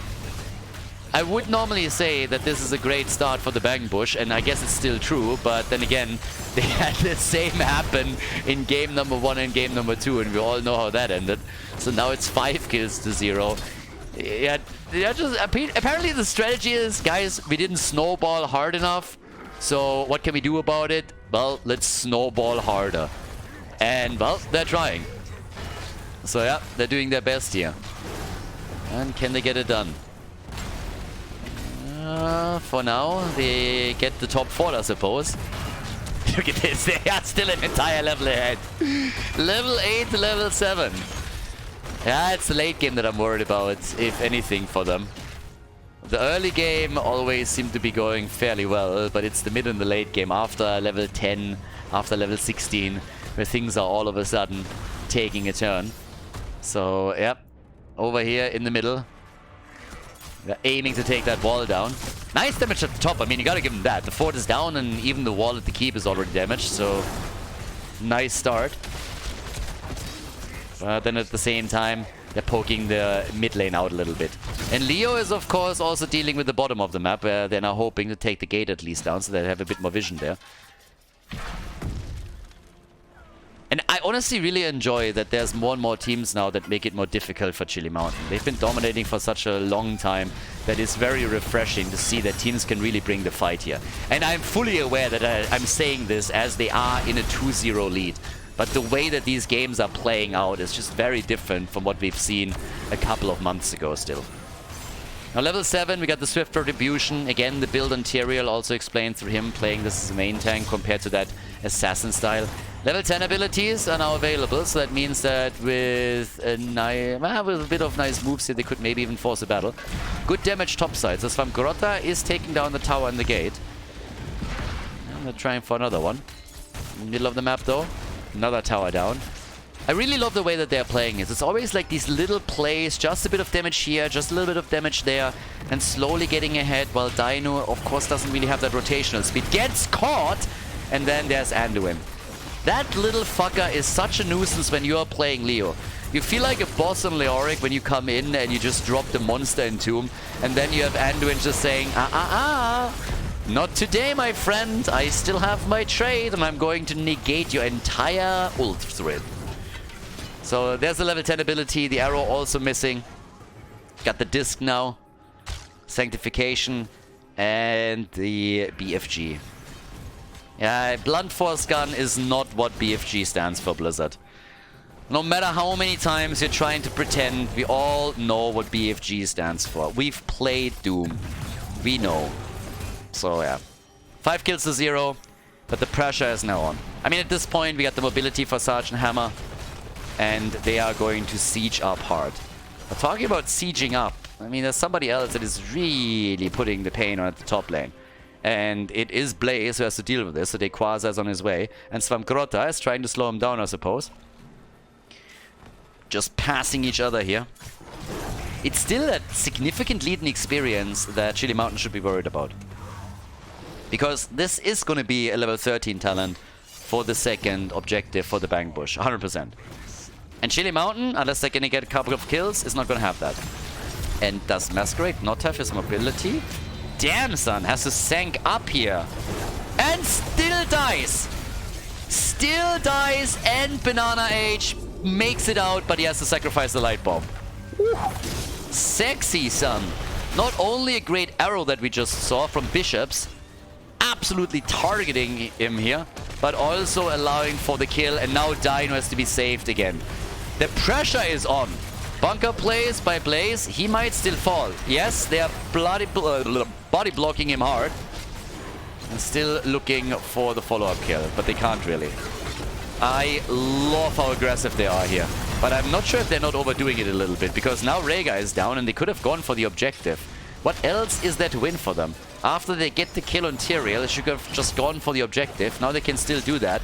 Lauber, he still has his avatar. Can use it, does use it. They're 5-manning him so hard. And he's buying time for Rhaegar to come back. Masquerade, I doubt he's going to get the kill here. And they already have a slight lead on the objective. But of course now the red team is taking over, at least for the time being. Can they get the whole thing though? That's the question. Level 13 is there. And they are waiting for Rhaegar to be back. And he makes an appearance again. But it's 23 stacks now against 10. Yeah, there's the jump. Genji gets disked. And they go again for Masquerade. And Masquerade gets killed. Masquerade is down. Genji with the X-Strike, but he dies. So it's a 4 versus 4. The camp at the top lane might take down a fort if you're paying attention to the minimap. So yeah, that's a problem. And this is a problem as well. Hanzo and Genji, they're both dead. The Shimada brothers have been wiped off the map. That lineage has just officially been ended. Yeah, they're saving the fort, but the Punisher has now been taken. So all the aggression from the Bang Bush is absolutely fantastic to watch, but of course sometimes they're just overdoing it. That's a huge risk that you're running when you're just always trying to go for the fights and dominate them there. They did a great job with initially taking Masquerade down, and then they were just diving a little bit too deep, lost Rhaegar, and that was the beginning of the end on that objective. So they lose the Punisher, and that is the ticket back for Chili Mountain. So here we are. 7 kills to 3 for the Bang Bush, but the fort is lost. And all of a sudden, Chili Mountain is taking a slight structural lead. They are still behind experience. They're trailing by an entire level. But with the rotation towards the top, they're taking the second fort down. So the fort gets eliminated. Arrow, and it's again Anduin. Once again, Anduin with that stupid trade. It's such a strong support. It's nuts. Blaze killed. Good move. We have 11 kills already. I love to make fun of Anduin, just because he's such a beta. A little crybaby. As always, like yelling for his mom. I want my mommy! They are mean to me! But the character itself is just so damn strong. I mean, holy hell. Especially after 16. I mean, you have to understand, this was a level 20 talent. And they put it to level 16. So he can negate so many comps and plays. It's crazy. It's absolutely crazy. But yeah. Now either way, we got level 16 talents ready, and they have still that huge lead. But this time you really need to also capitalize on it. So, Banana. Lauber already, he wants the hammer. The disc is out, and they are pushing. They got level 16. They connect the Stormbolt. Arrow. They go for Banana. Nice light bomb by him, though. Really nice play by Banana H. He might still die. They actually save him for now. But I love how coordinated the attack was. That was so well played by both teams. They still get the kill on Maiev here. But that was just fantastic. Not only the aggression, but also the defense. Banana with the insta light bomb as he realized that he's going to be the target. Check this fight out. Have a look at that battle. So he instantly puts the light bomb on him, despite the fact that Dino was attacked too. And now he gets away. They save it. Even have to use the Ancestral to keep Lauba alive. So nobody dying instantly there. It was Maiev that died shortly after, but it still led to destruction of the fort. But that was well executed by both teams. Good aggression with a well-placed arrow and also Stormbolt from Lauba initially against Dino.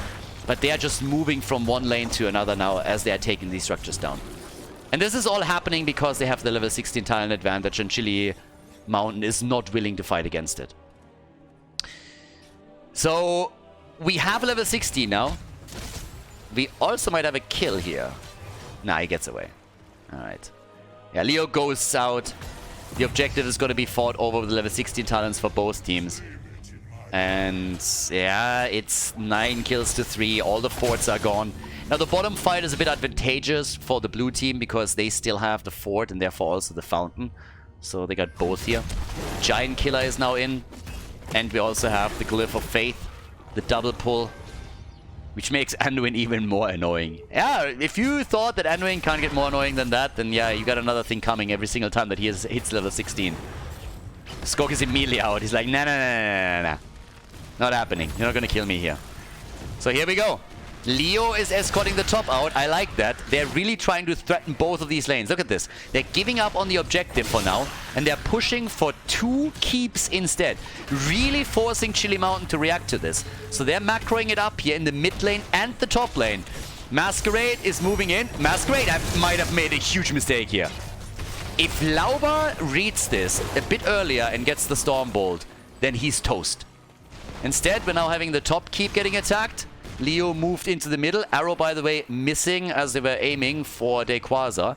That could have been a kill there. 55,000 damage for the Shimadas. And Leo is sneaking back topside. Yeah, Leo is actually sneaking top. And there's still a camp here. So they want that top keep. And nobody is going back at this point. There is a fort at the bot lane. So once that they get the Punisher, they still won't be able to go for the keep right away. And look at this. He might get the entire thing. Now, Blaze is back, but can he defend this? Even if he can, that keep is going to be insanely low. And what the Bang Bush does is they sacrifice their bottom fort. They're sacrificing the bottom fort. Bishops, he has to, of course, dodge all of this, but he pulls it off. There's no way. Again, the save, but even the Sanctification had to be used here. Even the Sanct is out. And this fight isn't over. There's level 20. Look at Lauba. Hoppity hop, little dwarf. He goes straight in and they get the kill. Jesus, the Bang Bush. They're so fucking awesome to watch right now. Lauba with an insta rewind. And they get 3 kills. Damn. The arrow! Masquerade is getting attacked. They don't give a fuck about that Punisher. And they get him too! What the hell? Guys, check this one out. They go for Banana H after they kill Maiev. And then they're locking in another one with the Entomb. 13 kills to 3. And the core is wide open this time. They want Dino and they are not getting him. But it doesn't matter. They're finally winning a game. Bang Bush with a victory on Infernal Shrines against Chili Mountain. What a beautiful series in the winner bracket. Unbelievable. This is Heroes of the Storm, guys. Such great games. GG, well done. Bang Bush. They put a point on the board.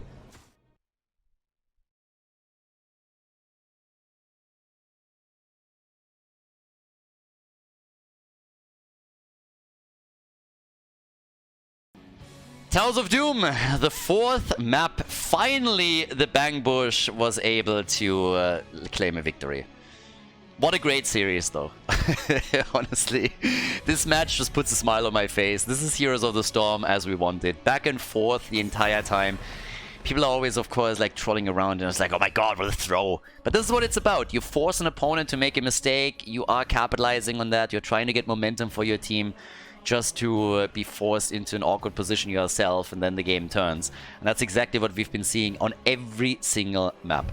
I don't think I mean, again, if you think about it, this could have been a 3-0 victory for Bangbush. This could have literally been a 3-0 victory here. So, Towers of Doom is our 4th map. Maybe we're even getting a 5 map out of this. But I'm just enjoying the ride here. I'm definitely here for it. The ban, once again, on Hogger, and obviously this is also a very different map right now. I mean, very, very different one. With Towers of Doom, this could still be a map where they once again pick Sergeant Hammer, by the way. I mean, just saying. Obviously, we're talking a little bit about, okay, what can they pick here? How does this map differ now from the others? Towers of Doom, the kind of objective mechanic is different. You still value, of course, your globals. Dehaka in particular could still play with the Stitches again if they wanted to do that. But yeah. But yeah, let's have a bit of a look of what's going on with especially the Bangbush here. What do they prioritize this time? They're still getting rid of Tracer. So, okay. And there's the Hanzo pick. I don't blame them. Let's face it. Bishops is awesome on Hanzo. He had some very, very good arrows in the last map. Several of which led to kills. And tons of damage. So if you take Hanzo away from him, that's already a victory. And then Hanzo is obviously a very strong character. And therefore a good asset to have. But there's the Dehaka pick. And oh, they are not only going for Dehaka. They are going for Dehaka and Blaze. Alright, so they take Blaze away from their Quasar. That's already hinting at a very strong front line. There is, of course, still a possibility that Lauber plays Blaze as a main tank. Unlikely. He hasn't done it in a while here in higher level competitive games, but still a possibility. Something to keep in mind at least. Banana gets Lucio on the other hand. So yeah, if you ban out Tracer, then Lucio is still up, so he gets that. That is going to help them for very, very quick rotations. It's match point number 2. Chili Mountain, they only need to win one more map. They lost on the 3rd one. Now it's the 2nd match point for them. Whereas Bangbush is, of course, aiming for the reverse sweep. Yeah, Jojo gets banned out. Lauber could also pick his Muradin again.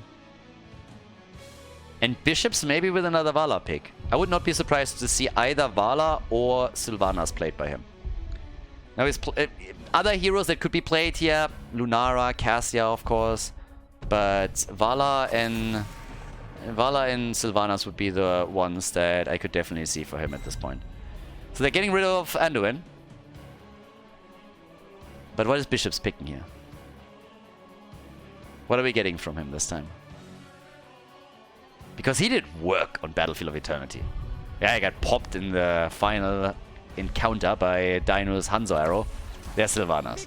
Sylvanas and Lauber with Muradin. So that leaves us with only support remaining. So they go for the triple frontline again. Here we are. What's Ultralisk going to take now? Maiev is up. Could go for Maiev. If they want to also match this a little bit and get more CC in. It's going to be wild. It's going to be a good map.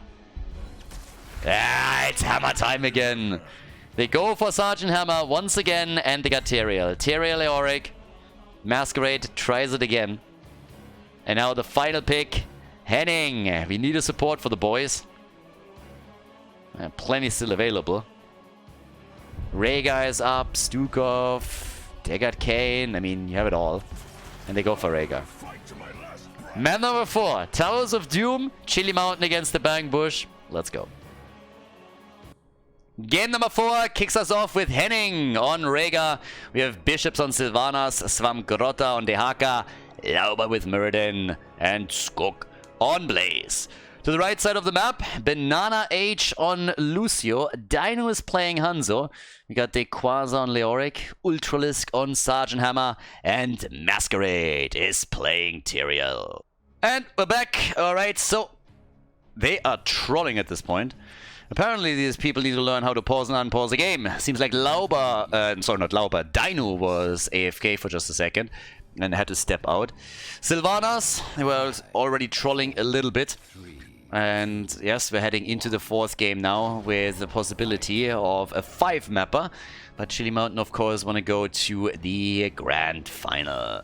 By the way, just to already make this clear from the beginning here, the grand final is a best of 7 without a map advantage. So the team that wins through or comes to the grand final through the winner bracket has first pick and map choice for the first map, but no map advantage. So we're playing all the games out. And game number 4 starts exactly the same way that all the other games started off, with a kill against Chili Mountain. Once again, the Bangbush comes out swinging and gets kill number 1 of the game. The aggression that we've seen from them time and time again is also here in game number 4. And they're threatening Banana H2. But Lucio is a little bit too... well, a little bit too fast for them. And wiggles out of that trap that we were trying to set for him. But it's nice to see that they didn't change anything up between the games. But of course, very different map now. At the 1-minute mark, now that the pumpkins are spawning, this is going to be where we're going to get a little bit more action all around those camps. And it seems like the blue team is not the only team that is getting aggressive here. At the same time, we're having also more aggression from Chili Mountain themselves, as they're saying like, alright, you know what, boys? We're gonna go in and gonna try to take them out ourselves. Let's bring the fight to them.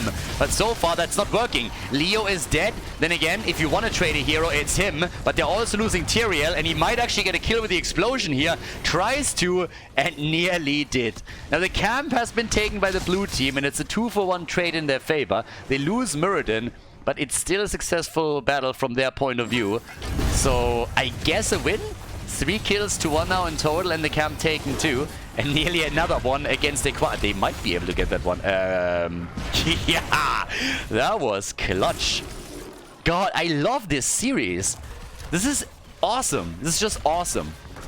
So much fun here right now with what these teams are bringing. I really hope that the rest of the game is going to be as good today. But as it stands, we have the adjustment on level... oh, there we go again. They go for Dino, and they get the kill. And guys, this was nearly avoided by Lucio. As Blaze came in with the jet propulsion, Lucio was the one that made sure that the second stun didn't connect. They're going for another one, and they're getting the kill against the Sergeant. What's happening here? This is amazing. This aggression is just crazy. Look at this first kill that they got. So here comes the first play, and they're looking for an opportunity to get the Stormbolt, and then they move in and take Dainu out. It was such a nice move by Lucio to try and save him, but it just wasn't enough. 6 kills to 1 now that we have another one at the bot lane. Masquerade died. They're absolutely farming them at this point. It's ridiculous. Absolutely ridiculous. These early games that we're seeing from the Bangbush are crazy. Absolutely crazy. So they get the first altar, they channel another one, 2 out of the first altar rotation go to them. Leo, the top lane, has already been taken down a notch in hit points, and they are going for the next camp. Time and time again, they're making these plays here. But it is, as usual, the late game where we expect Chili Mountain to shine. But boy, do I want to see the Bangbush go up against some other teams now too. I really would love to see a series between Team Oxygen and Bangbush, because what we're seeing here so far is just stellar. It's great. They want to go to the grand final. They want to make that reverse sweep happen. And Leo dies top lane. Dequaza just got soloed on the top lane by Blaze. That's what just happened there. And just to reiterate this, think a little bit about game number 1 and game number 2. Each one of those could have been won by the Bangbush. They could literally be ahead in the series right now. Lauber with a pause on the other hand. So not sure if anybody dropped here, if it's just a bit of a Discord problem. Seems like all of their players are still fine. But big shout out to Skog. Gets a kill against Dequaza. Dequaza for the longest time hailed as probably the best side laner that we have in the game right now. And for very good reason. His Blaze performance was fantastic. Especially when we're talking, for example, about the event in Miami in February. He did just so well. Back when we had one European team join the battle, and they actually claimed victory. They were able to take their NA competitors down and won the tournament. And we have another offline tournament coming, as I already said. So if you haven't really checked it out yet, there is a link in the description of the video if you're watching this on YouTube. We have one tournament in Miami at the end of the year, in October, at the middle of October actually, with North American, Korean and European teams. So there is a good chance that Quasar can prove himself once again in the offline environment. But for now, he's suffering in the solo lane. Skork is proving his own skills, and Masquerade is just getting murdered. Masquerade died for, I believe, the 3rd time now. It's 8 kills to 1. Yep, 3 times Masquerade was taken out, and this is starting to become a little bit memey. Maybe switch out the bathrobe, baby, because I think things are not really going too well for him here. He's definitely been shown his limits in the last couple of games. That doesn't change the fact that they are still ahead in the series. They are still the team that has a 2-1 lead.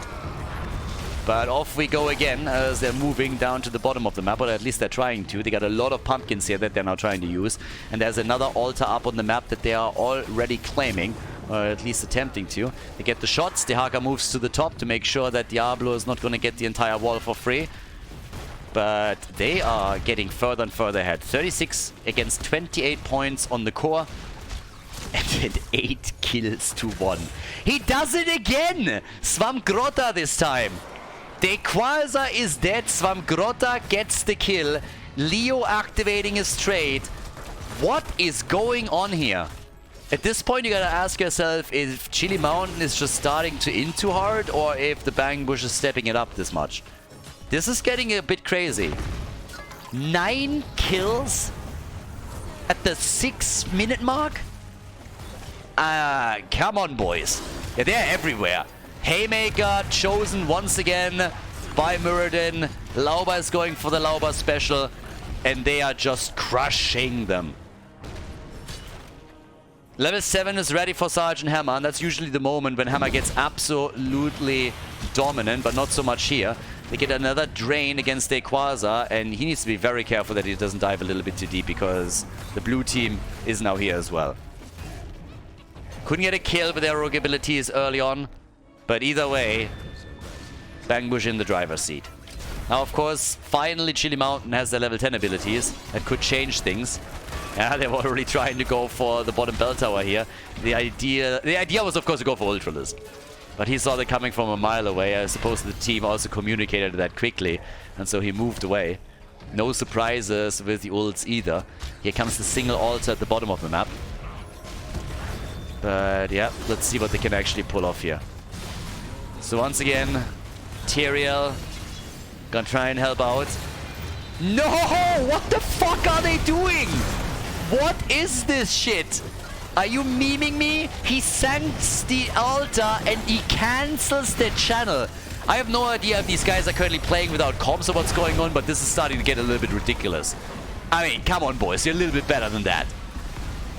Masquerade, like, check this shit out. Lauba channels, but check this out. He starts the channel, Masquerade moves in, uses Sanctification so that he can get the channel through, and then Dino just moves away. And a second later, they lose Lucio. The fuck are they doing? I have no idea what happened yesterday night, if there was a big party and Masquerade got drunk or what. If it was Dino that screwed it up, or if they just didn't properly talk this one out. But those are mistakes that at this point in the game you shouldn't really make. So this is getting a bit nasty.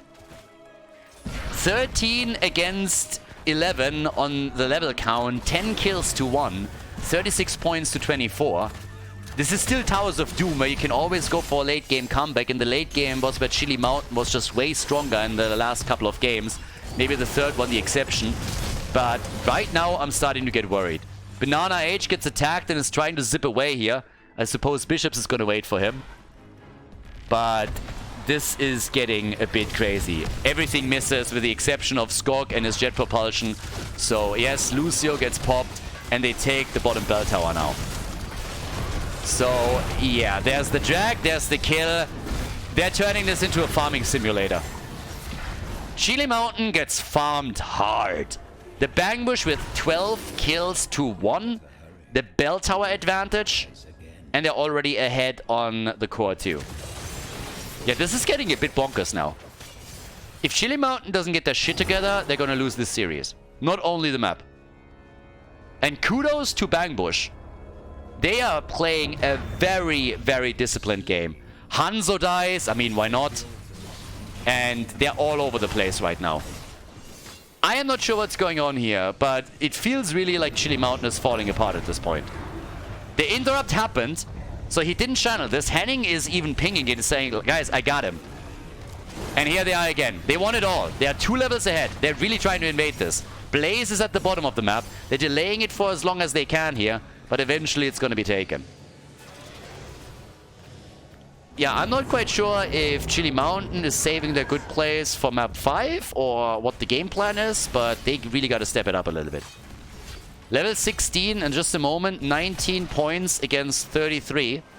13 kills to 1. It doesn't really worry me that there's a difference in core points. Again, it's Towers of Doom, duh. We've seen teams come back with a single point on their core. It's always possible here. Late game momentum is everything on this map. What worries me is the massive difference in kills that we're seeing. And that it really feels like Chili Mountain is losing cohesion completely.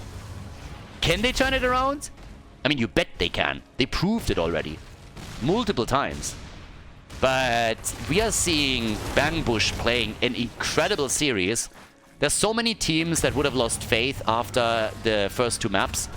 They instead are making aggressive plays while not being too aggressive. So they are really towing a fine line here, obviously. But so far, they've made the right decisions.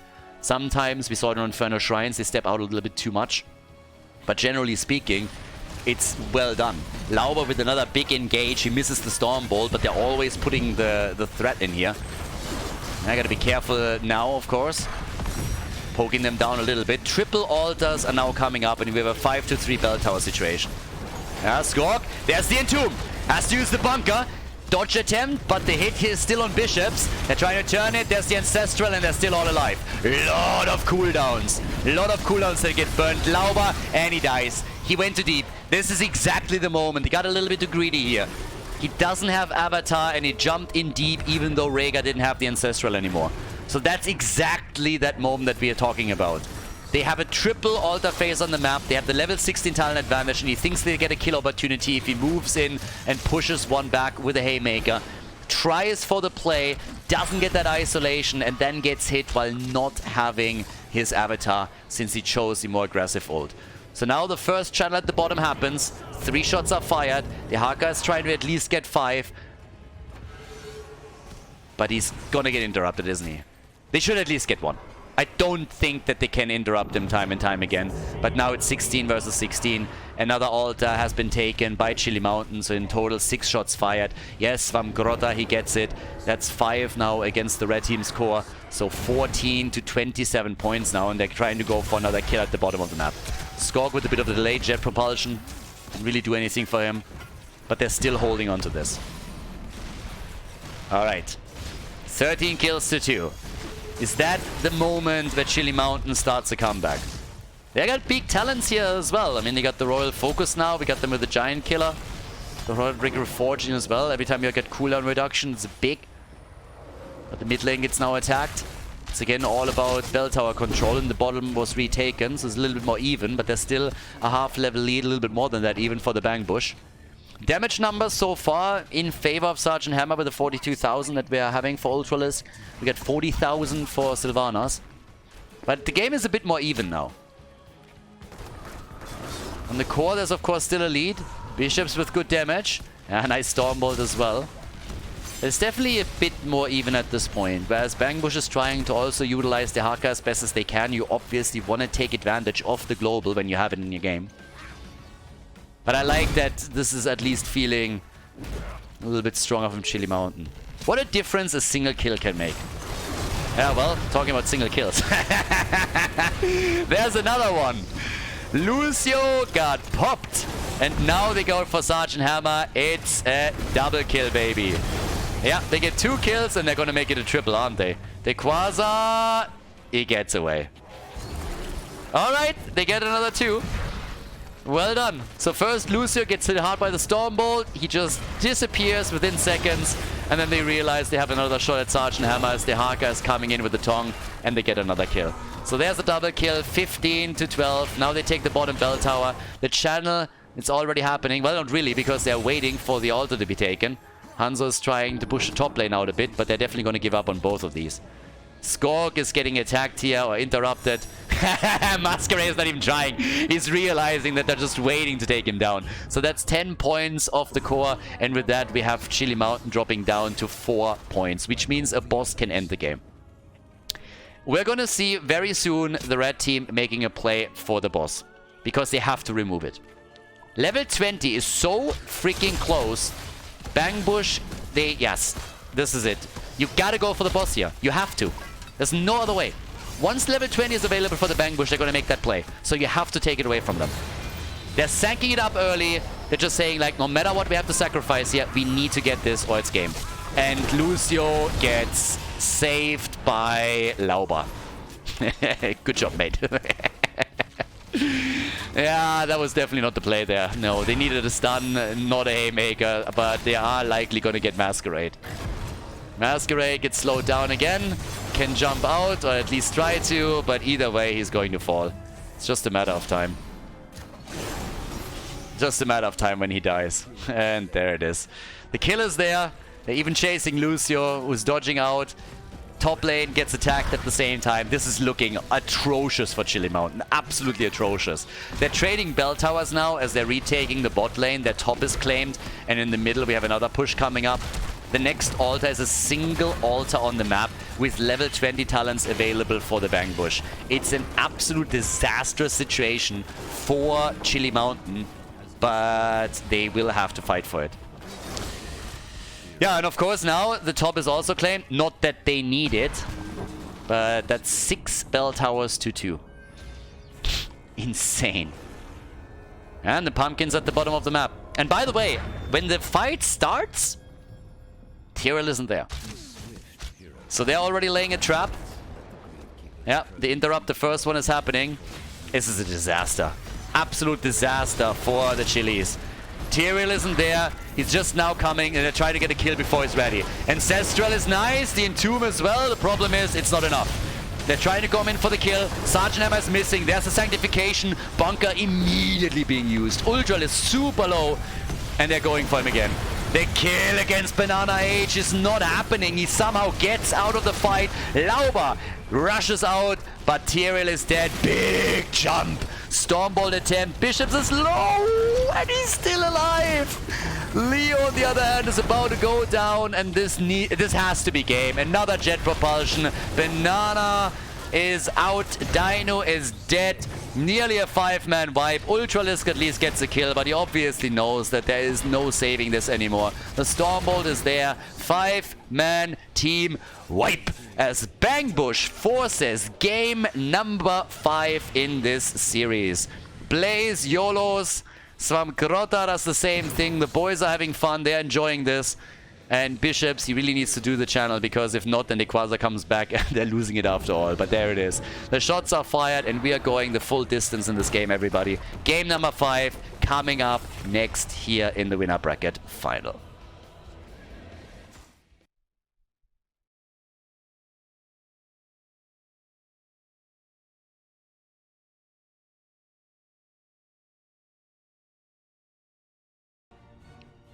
Guess the wish has been granted. Map number 5, Cursed Hollow, is where we're headed to determine which team moves on to the grand final now.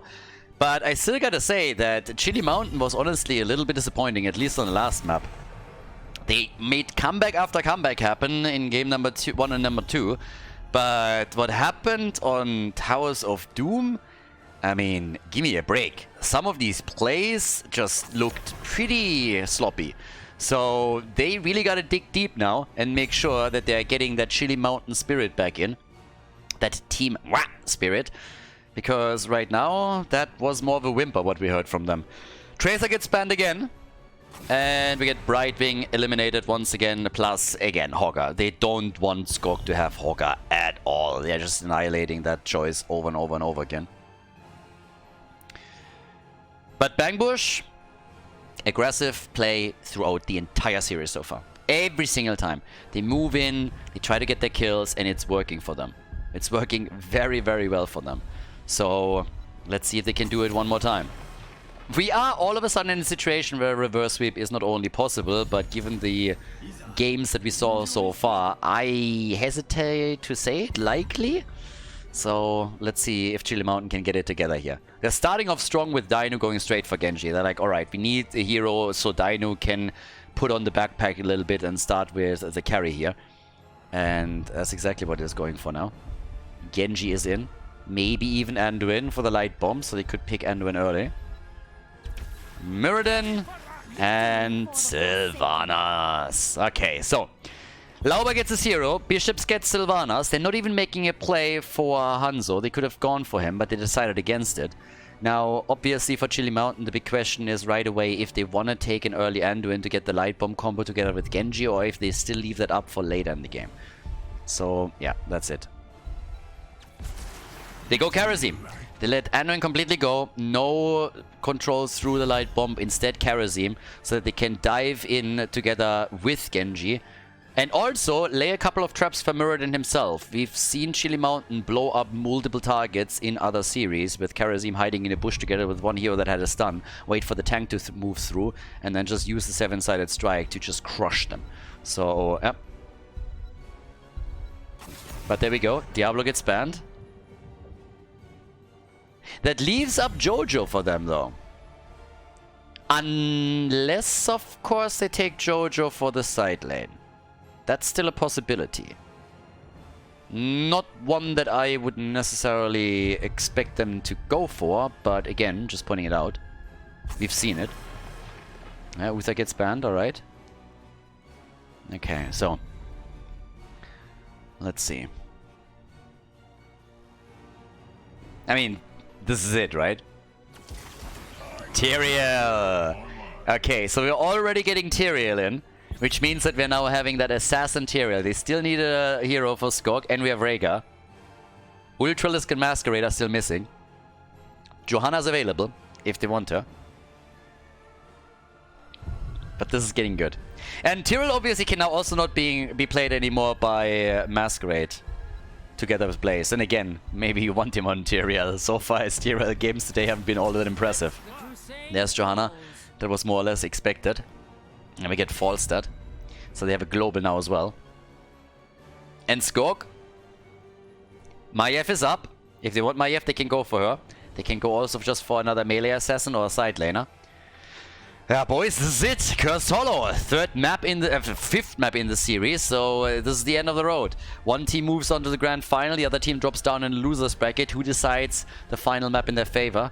We're going to figure that out together on Cursed Hollow now. And here's Maiev as the final pick. Let's get things started. We're going all the way today in our first series. We have the Bang Bush against Chili Mountain, and it is a tie between the two teams. After Chili Mountain took a 2-0 lead over the Bang Bush, we are now headed into the fifth map. Heading on Rhaegar, Bishops on Sylvanas, we have Swam Grotta on Tyrael, Skog is playing Maiev, and Lauber on Muradin. Towards the right side of the map, though, Banana Age with Kerosene as Chili Mountain is looking to close out the series and move on to the grand final. Quasar is playing Blaze, Dino on Genji, Ultralisk on Falstad, and Masquerade on Johanna. At this point, you really gotta ask yourself, do you think that the Bang Bush is happy about the situation, or are they annoyed? Because they could have won the first game, they could have won the second game, and you could honestly argue that they should have won at least one of the two. But they lost both in the late game, and now they have to fight on the fifth map. Now, the same is obviously true for Chili Mountain as well, who at the end of the day locked in the victories on the first two maps. But the early aggression is once again there. I mean, right from the get-go, Bang Bush is coming out swinging. They want to go for a kill. They don't have it right now. But the action is definitely there. Lauber with a couple of hits. No Storm Ball, doesn't YOLO it out. I guess that Chili Mountain is also going to play this a bit safer than they did in the last couple of games, because they can't afford to fall this far behind.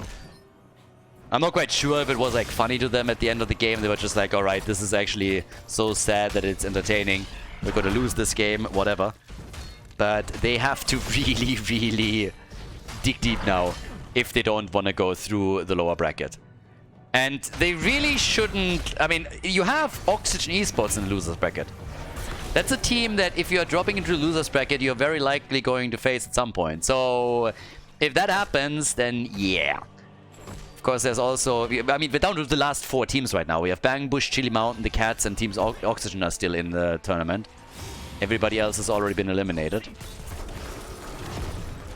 Down to the bot lane. Muradin against the Birdie. Lauber against Ultralisk. And Ultralisk, yeah, Lauber has to be careful. Against the range damage dealer, there's a lot of sustain also from 2 with the hammer gains. Big battle in the middle of the map. Sylvanas, of course, going to try and take the lead for them by taking down all of the camps and the minions. And here we are, Banana H, low, and Skork, he's just cleaving through them. Yeah, Banana gets out, so does Dino. But they are currently on the losing side in that mid lane battle. So that's going to cost them. That's going to cost them a couple of hit points on that wall. 100%. Well done. Tyrion plays at the top. Now, don't get me wrong, I don't think that wall is going to fall because they're already back to business. But that's some serious damage here. Taken down quite a bit. And the bot lane battle is still ongoing. Ultralisk and Lauber, I mean, for Lauber it's obviously great to have his trade that he can work around that the entire time, and that's Ultralisk's biggest problem. As long as he doesn't get the kill, Lauber will always be back with full HP again, and then can engage with another jump, another Stormbolt, and see where it gets him. Build adjustment as usual for Tyrael, since he's not the main tank. We have the Ardent Restoration straight into the Divine Vigor, and level 7 is going to... careful. Swamp Grotto. Alright, they keep him safe here. Level 7 is going to reflect them too. But Falstad is still down at the bottom of the map, so he's not made a move towards the top, and it's actually Maiev who is currently aiming for him.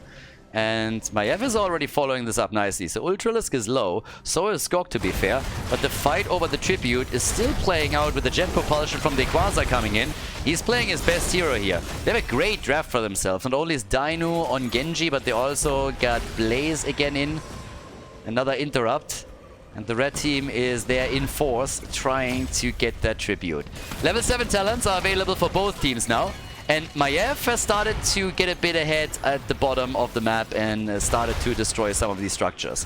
Ultralisk is willing to fight this out, and Skog has to move out, but is also trying to turn it here again. And they're fighting a real fierce battle as well. It's not only the top lane and the mid lane that are heavily contested, but also the 1v1 that we're seeing at the bottom of the map. Banana H trying to follow this one up. Lauber still with a couple of interrupts. And it's Tyrael who makes a play down here.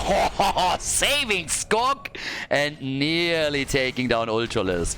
Yeah, that got scary. And I think it's going to lead now to Masquerade getting the channel for the team. So the first Tribute is taken, but they have rotated Sylvanas down. That is the end of the Birdie. And you guessed it already, they're also going to lose some structures here. So first, Swamp Grotto has to get away. And he does. Is able to escape that little trap that he made for himself. But Henning is now moving in. And they're still starting to take these down. Dino, he wants to go for bishops, but he can't go too deep. It's a 3 versus 2, after all. So they take the wall, and they took the kill on Falstad, which was, by the way, first blood. 5 minutes in, first blood for the blue team. So, yeah, jet propulsion connects, but it's not enough. Samgora is going to be fine. And as mentioned before, he has the Purge Evil now. So, is going for the extra damage. Different style with the situation that he's been playing in. Dino, they already sniffed him out. They know exactly where he is. You could see the pings here. They're trying to go for the Tribute. But it's once again a good early game from the Bang Bush. But it's also noteworthy that at least this time Chili Mountain is not struggling this much in the early game as they did in the previous ones. Only a single kill against them. Very even experience. They got the first Tribute. They're a little bit too late to contest the camp. Tyrael at the bot lane still gets attacked. And in comes the cavalry as the blue team is rotating over. Judgment for Tyrael. No surprise there. Again, not the main tank, so doesn't need sanctification. A Mighty Gust. And at the top, they got the discount. Can he get the kill here? I remain skeptical on this one. Skog can force him, but that's it. Oh, but they get the kill here! Karazim is dead. Nice. And once again, the Haymaker. I don't know what it is with Lauber and that recent trend where he's just trying to save the opponent's team. He did it on the last map, not that it mattered. But in this situation, I assume that he misclicked. They're still heavily body blocking Blaze and they get that kill. But some of these Haymakers that he is using, they're either too early because he assumes that he can get the kill with them, or he just Haymakers the wrong hero. But in that case, it felt they could lock in a kill. Now, didn't make that big of a difference because they got their kills after all, and they still got the fort in the middle of the map, which is even more important and more impressive. They also get the tribute at the bot lane, but it's 3 kills to 0 now. A significant lead in experience for them, and the Bang Bush is again playing a stellar game here. So they are getting closer and closer to the potential reverse sweep. And I gotta admit, it is impressive to watch them today. It really is. They can't go too deep here against the 3. Especially Bishops has to be careful because Dino always... You just gotta give him one chance. One opportunity. And he's gonna go full mom spaghetti on you. And will drop you where you stand. Now they have a tiny lead and they're doing well, but let's not exaggerate this too much. There's still a lot of potential for Chili Mountain to bring it back. A simple fight around the boss could be your downfall if you don't time it properly and execute it well. They're getting more damage done up at the top, so another wall is slowly falling. And down to the bottom of the map, they want Bishops. Here's the play. Bishops makes it out and they go deep for him. And instead, it's Genji. No! Genji gets the kill. They got the kill here. But topside is also Force against Masquerade. I honestly think if he dodges out the X-Strike, he makes it out and maybe gets the kill against Dino. But that was also nicely done. The birdie still dies. The diving actually passed the fort here at the top to make that kill happen. So the Bang Bush get a counter after they lost Sylvanas. They kill Falstead, but the battle isn't over because now we have the entire team of Chili Mountain joining in to get a kill themselves. Beautiful Ancestral, and this time the Haymaker was absolutely on point to get Dino out of the battle, at least for a limited period of time. And they are able to retreat. So not only did they get the kill against Falstead, they did some significant damage to the top fort, and they were able to move out. And they're also still making a play for the tribute. Dino canceled it again, but yeah, this one missed. This one missed, and now they gotta give it up. That's the second tribute now for Chili Mountain. Now, to be fair, it didn't really seem like they're going to go for a big fight around it anyways. They were more trying to buy some time for Bishops at the bottom of the map. And, well, here's the boss. So, yeah, teams are starting to go for their bosses. There is a lead by 1 level for the Bang Bush. 1 boss claimed, and this one is also going to be taken. And, of course, we're already seeing damage done at the bottom of the map. Really, really nice games now. All over the place. But, yep, we have the 7-sided strike against Swamkurato! And he's dead. Tyrael is dead. Nobody here to help him. Gets at least the explosion out and reduces the death time a little bit. But at the top, the fort has fallen. Blaze is already diving in a little bit deeper to take the next minion wave out. Another fort will fall at the bottom of the map. Skog is moving back out. And with the next tribute now on the map, they obviously have to fight for this one. So yeah, here we are. That game is still very much alive. They go for Bishops and they get the kill. And that just can't happen. It could be a curse now.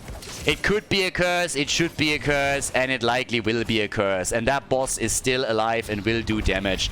The blue team cursed Chili Mountain. They are trying their best to ensure that they are still moving on to the grand final. Boss at the bot lane is keeping at least this lane a bit closer to home. But of course, that is way too much damage at the top keep 10 minutes into the game. And the keep will soon be taken out. I have zero doubts that Falstead is now going to focus attention to the top lane. They're also diving past the fort to make sure that it's the minion wave that damages it. Trying to take the wall down here. Falstead has moved in towards the bottom of the map. Is now joining with the rest of the team as they're going for another battle here. The 7-sided strike has been used. And after they already claimed the Bruiser camp, they're now also taking the Siege Giants. Chili Mountain taking the lead in experience, and they kill Tyrael. There it is. It's the red team in the mid and late game. Finally, they're back to their usual form. back to the normal power level. And guys, it's over 9,000.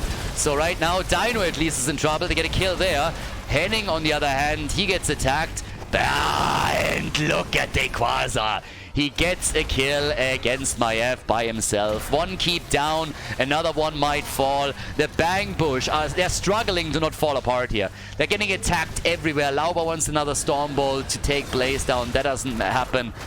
But the blue team just somehow has to recover and stabilize the game. And good luck with that. It's 5 kills to 5. Chili Mountain absolutely popped off with that curse and that one team fight that they won once again. Yeah, Sylvanas got caught. And they made the perfect play. They knew exactly where she was headed. 7-sided strike. Svamgrota, both are using their ult. But there's the Storm Bolt. And there's the Haymaker. And now they are going to likely get a kill here. He can dash out a little bit. But Rhaegar is also moving in. And Banana is dead. Yep. So they get their kill. And they're starting to stabilize a bit. But they need to take this one.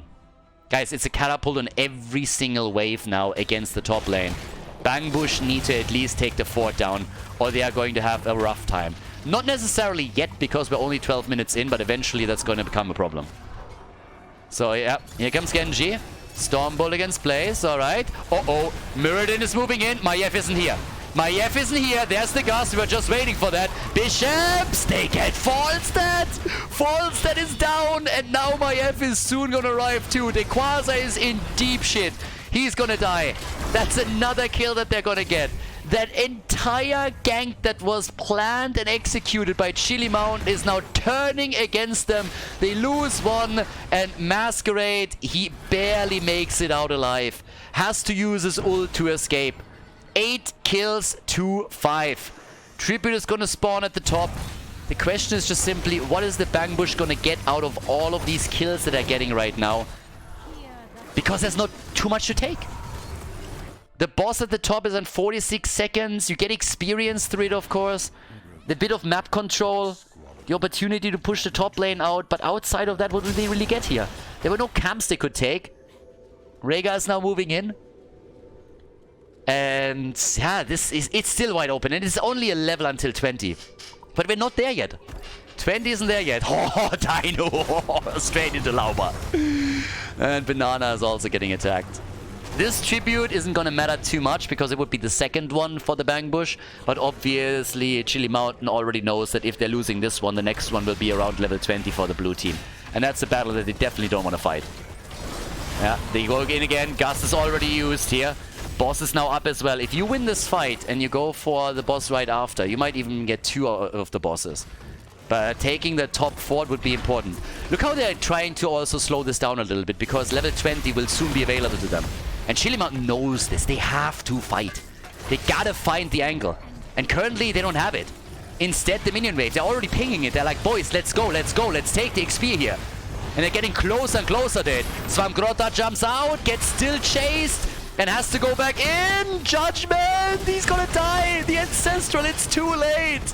They have level 20, but it doesn't mean anything if they can't get a kill. Lauber is chasing the birdie. He himself in trouble, jumping out. Dino follows. Hobbity hop, little dwarf. He had to rewind and he gets out. But they still don't have a kill. They got level 20, but I'm not sure if they can get this one. Everybody's still fighting for them. They're playing it out with 4 heroes. The Ancestral is there. Oh, they go for the tether. They go for Dino, but they cannot get the kill. But they're forcing Genji back. He has to hearth out, and they might get this particular tribute after all. Jesus, what a series.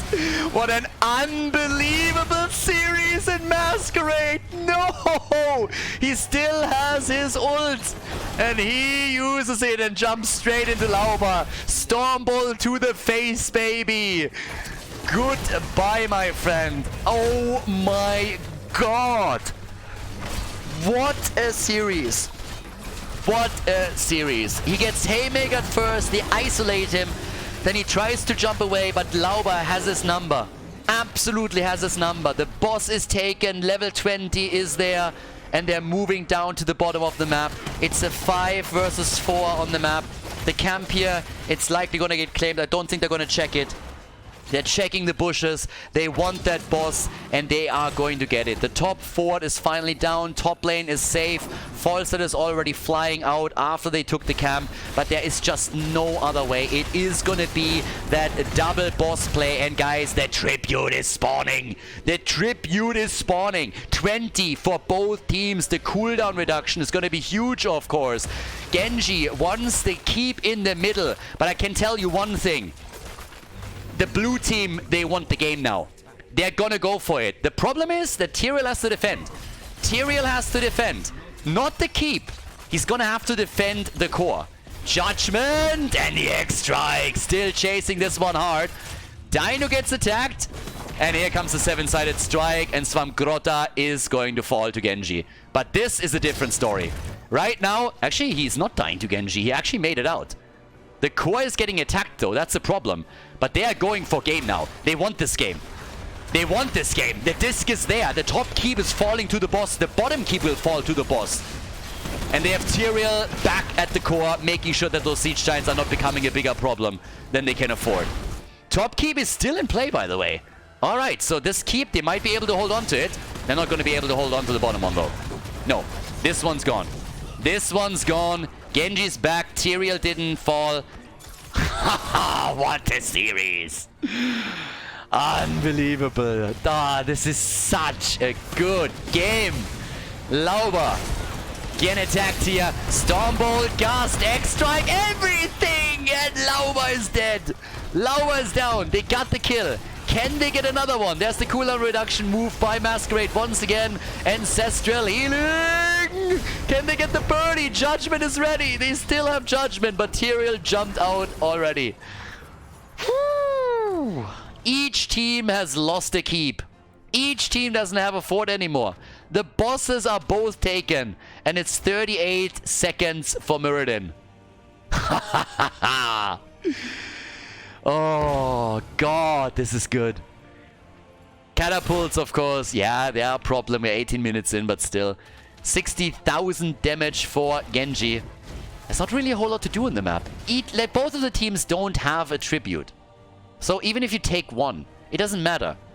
Don't face check bushes, though. Yeah, Banana H and Dino were trying. And Swamgrota is just annoying them as much as they can. But, of course, at the end of the day, they're waiting for Muradin here. Rhaegar hasn't died yet. Rhaegar has not died yet. 16 kills in this game, and Lauber is back to business. It was, by the way, the first time that he fell. First time that they got him. Yeah, he's already coming in topside for the vision. Jojo is there too. Lauber is jumping in. And has used rewind, if I'm not mistaken. Is it again the late game where the Bang Bush loses? Is it again a late game battle where they are not making it? Judgment forcing Genji into the X-Strike. They try to go for the Quasar. Oh, the disc! And they have to jump out here. Lauber, he's low. The Ancestral is out. The Gust, the Wind Tunnel. Skok jumping out. A kill against Rhaegar. I jinxed it. He didn't die earlier, but now he definitely fell. Everybody else is still able to jump out, but they have to play for 50 more seconds without their support now. But what's actually up at the map for taking? Boss, 50 seconds. Rhaegar's going to be back by that, and it could be an exchange in boss. So let's talk about this real quickly. The blue team can't afford for Chili Mountain to take the top boss because it would move towards the core. Team? Okay. Swamgrota, are you inting? Stormbolt! Don't tell me they're winning this one. Lauber is dead, and I have no idea what the Bang Bush is doing. They're again getting too greedy. Instead of waiting for Rhaegar, they engage with Judgment, and now they're going to be 4v5 when the boss are up. The blue team can't afford this boss to be taken. The red team can't afford for this one to be taken. Both will move straight up to the core. And of course, with the 4 versus 5, Chili Mountain is now going for the top boss. Bang Bush might have just thrown the game. They might have just thrown the game. I have no idea why Swamgrota felt it necessary to ult in and try and go for that greedy of a play. They have to defend against the boss now. I don't know if they can. We're 21 minutes in. I really don't know if they can defend this. The death of Lauber as he was trying to save some Grotta might end the game now. Chili Mountain might just have moved on to the grand final. The disc is out. And they have to buy time for Lauber, which is going to be the easiest thing to do. But I'm not sure if they can defend the boss here. I really don't know. 9 kills to 9. And the fight is going on. They're going for the tether. They want kills. They need kills. And they need them quickly. And they're not getting them quickly enough. Yeah, there's the old judgment. And again, it's dodged. Wind tunnel is being used. This is not looking good for the Bang Bush. Bang Bush in trouble. Ultralisk is going for it. They're attacking the core. They're trying to end it right here, right now. And indeed, they will. Chili Mountain moves on to the grand final. The Bang Bush loses the game on Cursed Hollow and drops into the losers bracket. GG.